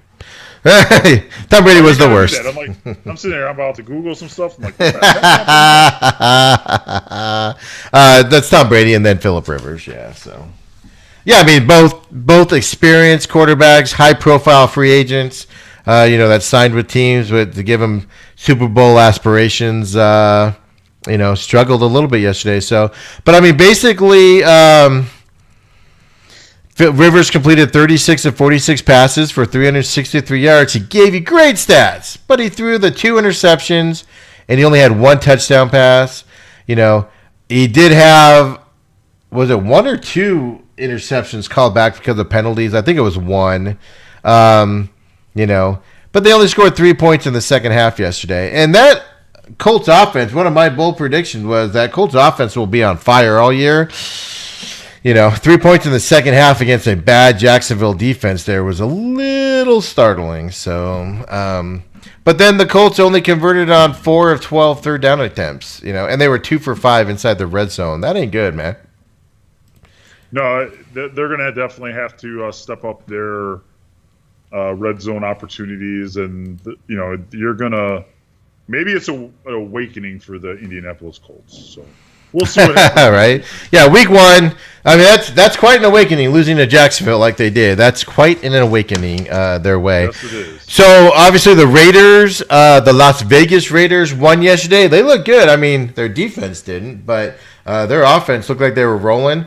That offense is what it is. It's gonna be that way all year, I think. They put up 34 points, but, only thing I worry about the Raiders, if you shut down that tight end, Walker, the rest of that offense might stutter a little bit. Now let's get to... go ahead. My thoughts on this game really quick. I mean, yeah. Derek Carr looked good, but it was dink and dunk all the way down the field. I think he only had 1 reception for more than 40 yards. So, I mean, but I'm me. I'm knock on wood because I'm with Coach. Knock on wood if you're with me. Yeah, no, that's... I'm with him. That's the thing. The Raiders are going to be that team this year. I have them only winning, I think I predicted 6 wins this year because I know that was going to be their offense. But I don't know. The way they put up 34 points, you score 34 points, you're not losing too often. So we'll see. Opening game at their new stadium. No fans, of course, on there. Broncos, of course, play tonight. Chargers did beat my Bengals. I predicted Joe Burrow would win that game. And Joe Burrow almost won that game, man. He looked really good yesterday for a rookie quarterback against a pretty decent Chargers team. So, yeah, I mean, and I like, Tyrod Taylor definitely didn't set the world on fire yesterday. He only got, I think they were in the red zone 3 or 4 times, only 1 touchdown. I mean, but Joe Burrow's, definitely, or Joe Burrow, sorry. I always want to throw an S on I know, everybody does. It's singular. Yeah, Yeah, I want to throw the S on, but I mean, not a bad debut for the number 1 overall pick. Him and AJ Green are a great combination together. And then my favorite part is everybody, including me, is giving Joe Burrow all these rave reviews for how good he looked in the first game. He comes out today for his press conference, and he gave himself a D. He said it wasn't good enough. I give myself a D. I have so much improvement to do. And everybody, including me, is like, what? You look pretty damn good out there, kid. Nothing phases him either, man. That's his first game. No matter what the Chargers threw at him, no matter what happened, he just right back up and ready to go again. And that's good to see out of a young guy. Because what you don't see that from, so keep an eye on the Bengals this year. I told you guys they were going to, even AJ Green, really quick, says, quote, "It's unbelievable. That guy don't flinch. The way he handled himself on that last drive was unbelievable. We have a special one in Joe." So when you're a star receiver who sat out all of last year and everything until this is his first game in a while, comes out and is impressed by the quarterback. And if you watched that game, you were impressed with him. You could not be impressed by him. He's going to make a lot of rookie mistakes though coming up. So, but the one guy that is disappointing, and most of us think it that way, but I know a lot of people are still hyped on him, is Baker, man, with the Browns. Oh my God, the Browns. Can we just stop having the Browns play football, please? Well, because those are automatic wins on most people's schedules, Steve. Dude. So they have a place. There was somebody that played way worse than the Browns, which we're going to get to here in a second. But the Browns yesterday, new head coach, right? Some guy nobody's ever heard of. I think you mentioned his name last week, and I went, what? Who? Kevin Stefanski, blah, blah, blah, blah. And now, granted, they were playing the Baltimore Ravens, right? Super Bowl contenders, one of the best teams in the league. But it was just god awful. It looked like Cleveland Browns had never played football before a day in their life. They don't even know what a football was yesterday. It was so bad. Just their whole offensive play calling, their execution was god awful. I've never been a Baker Mayfield fan. I think maybe he can be serviceable in the league if he gets on the right team with the right head coach that would push him and get him motivated to play. But I think I'm in that thing where I think I have one foot off of that bandwagon right now too. Like maybe he's Johnny Football at this point. He's going to be given more opportunities, but he's not improving. He's looking worse, and he doesn't look like he has a grasp for what he's supposed to do. Yeah, I have to agree with you. It's been we have to be a little harder on him this year. I mean, it looks like Cleveland is basically the Nick Chubb team, and that's all they have. Right. And so I mean, I like what I see out of Chubb. I mean, you can't dislike him as a running back, but besides that, Cleveland is just going to be god awful again. The issue is, I don't think they're going to be as bad as maybe you're. What are you thinking? I mean, I had them going, I think 8-8, but yeah, I wouldn't. I wasn't that high on them, Steve. I got them like maybe 4-12. Well, that's the thing. I got the Bengals going 7-9. After watching that performance yesterday, if I knew that performance was coming, I might have switched them, and I might even have, like you said, I might have the Bengals still at 7 and the Browns dropping. Yeah. But I also think we also have to take a step back. That the Ravens are a Super Bowl contender. It is Week 1, and the Ravens are a good football club team. And I think that we're gonna. Oh, Ravens defense! A little bit more. Ravens defense is so good yesterday. It was just amazing to watch that. And I'm a Ravens fan. I've always rooted for the Ravens. I have game worn jerseys from the Ravens, and so I pay attention to them and everything. And Lamar Jackson looked on fire. But here's the problem with the Cleveland offense that is alarming in the first game: is Baker Mayfield and Odell Beckham Jr. have zero chemistry. I don't even think. If I was watching that yesterday and I knew nothing, I don't think they talk to each other. You know what I mean? Right. I don't even think they acknowledge each other. There's definitely not a love relationship blossoming there in Cleveland. Yeah, and there's nothing worse than that, right? But then take it to the Cleveland defense. Granted, you're playing Lamar Jackson and the Baltimore Ravens offense, right? So I want to see what they can do as they go forward. I'm not writing off the Browns. I'm just saying there are a lot of reasons to be alarmed with the Browns. Not that I thought they were going to be spectacular this year. But, I mean, Mayfield was throwing balls he shouldn't have been able to throw, and they were surprised by things. But even the Cleveland defense, which you can't put too much blame on them, because when you're on the field as much as you are with crappy field position against one of the best offenses in the league, you're going to give up a lot of points and look like garbage a lot of the time.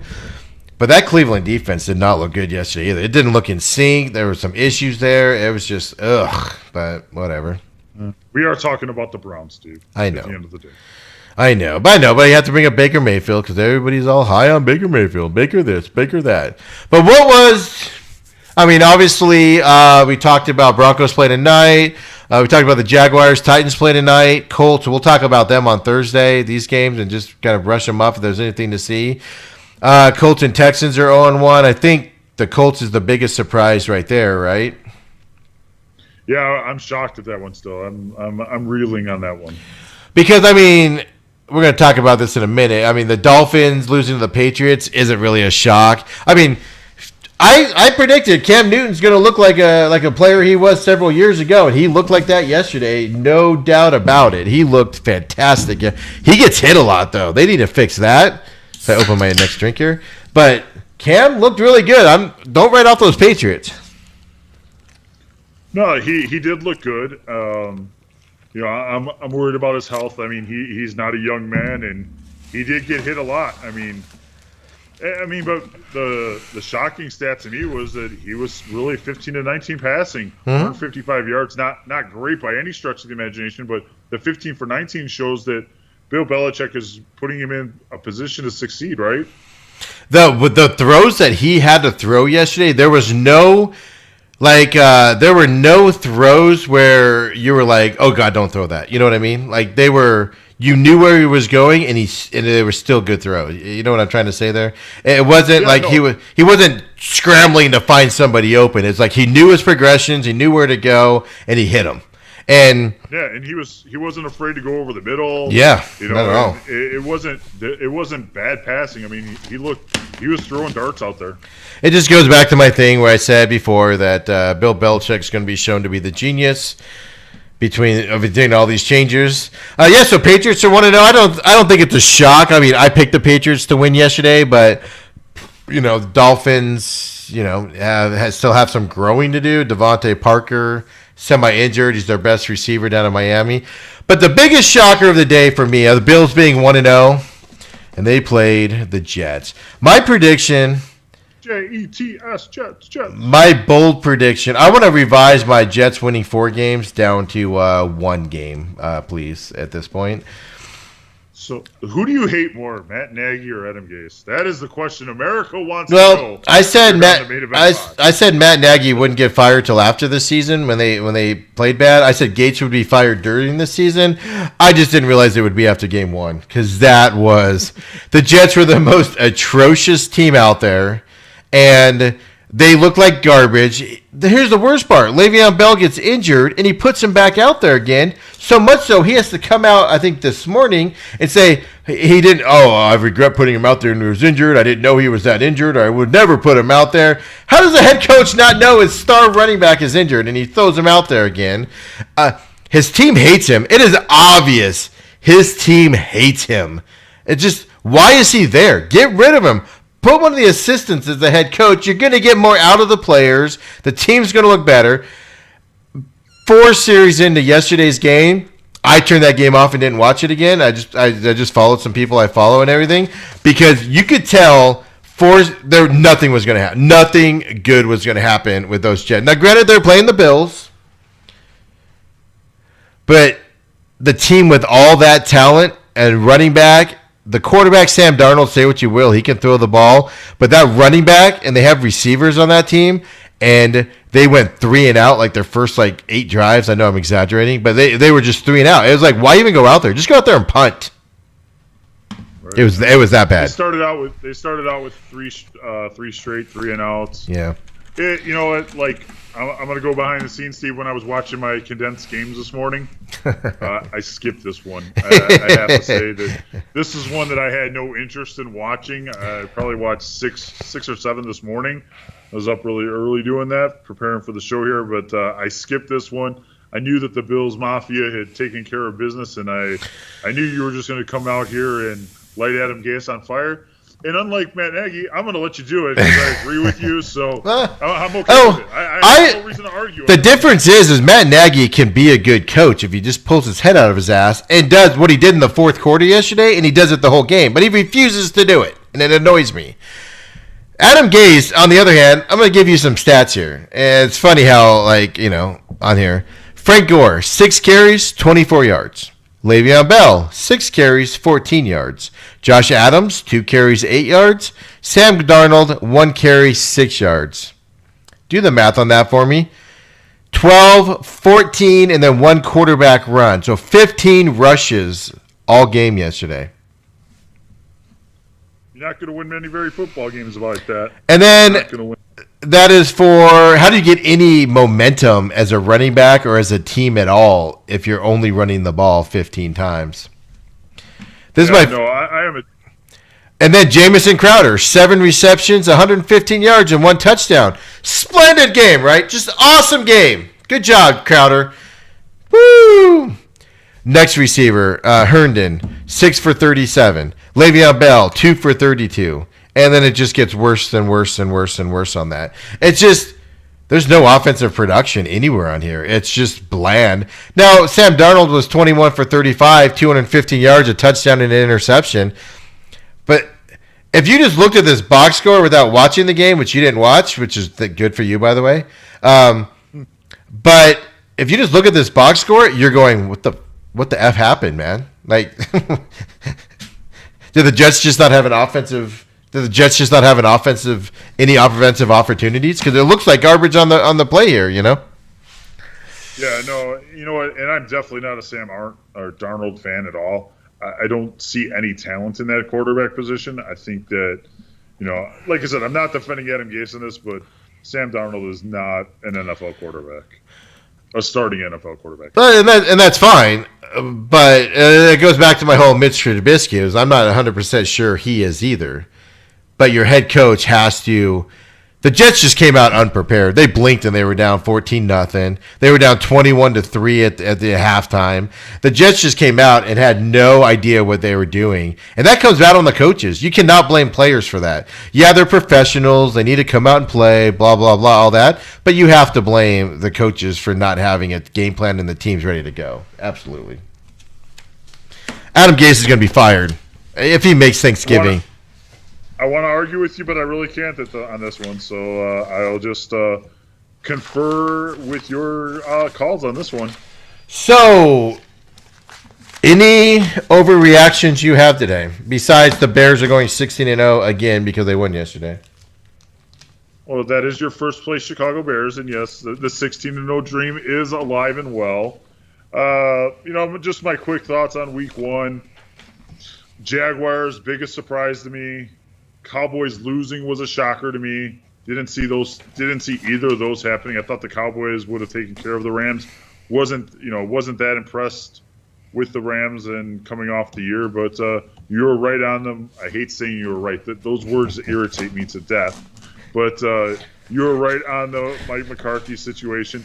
Little overreaction on my part with the Tampa Bay Buccaneers and putting them in the NFC Championship. I'm gonna walk that back a little bit and say, and I also want to say on that game that Gronk looked big and slow.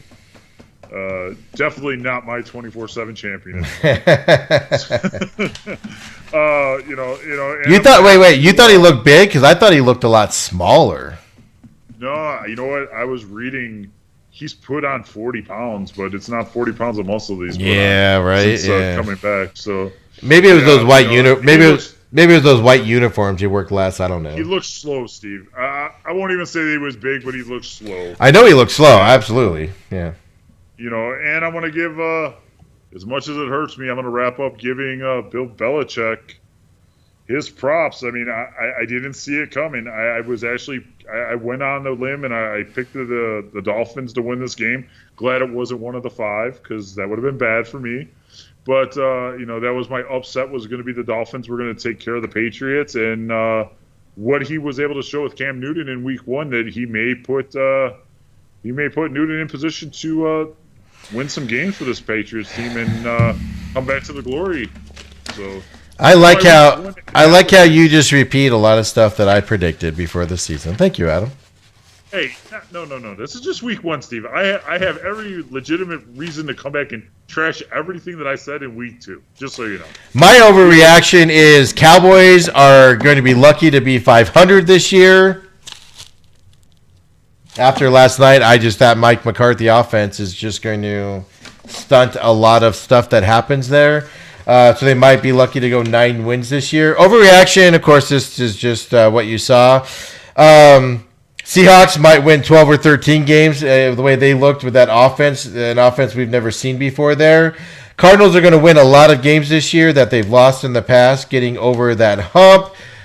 Cardinals might win 15 games this year, Adam. I'm just throwing it out there right now. They're going to start 5. They could start 5-0. That's my overreaction.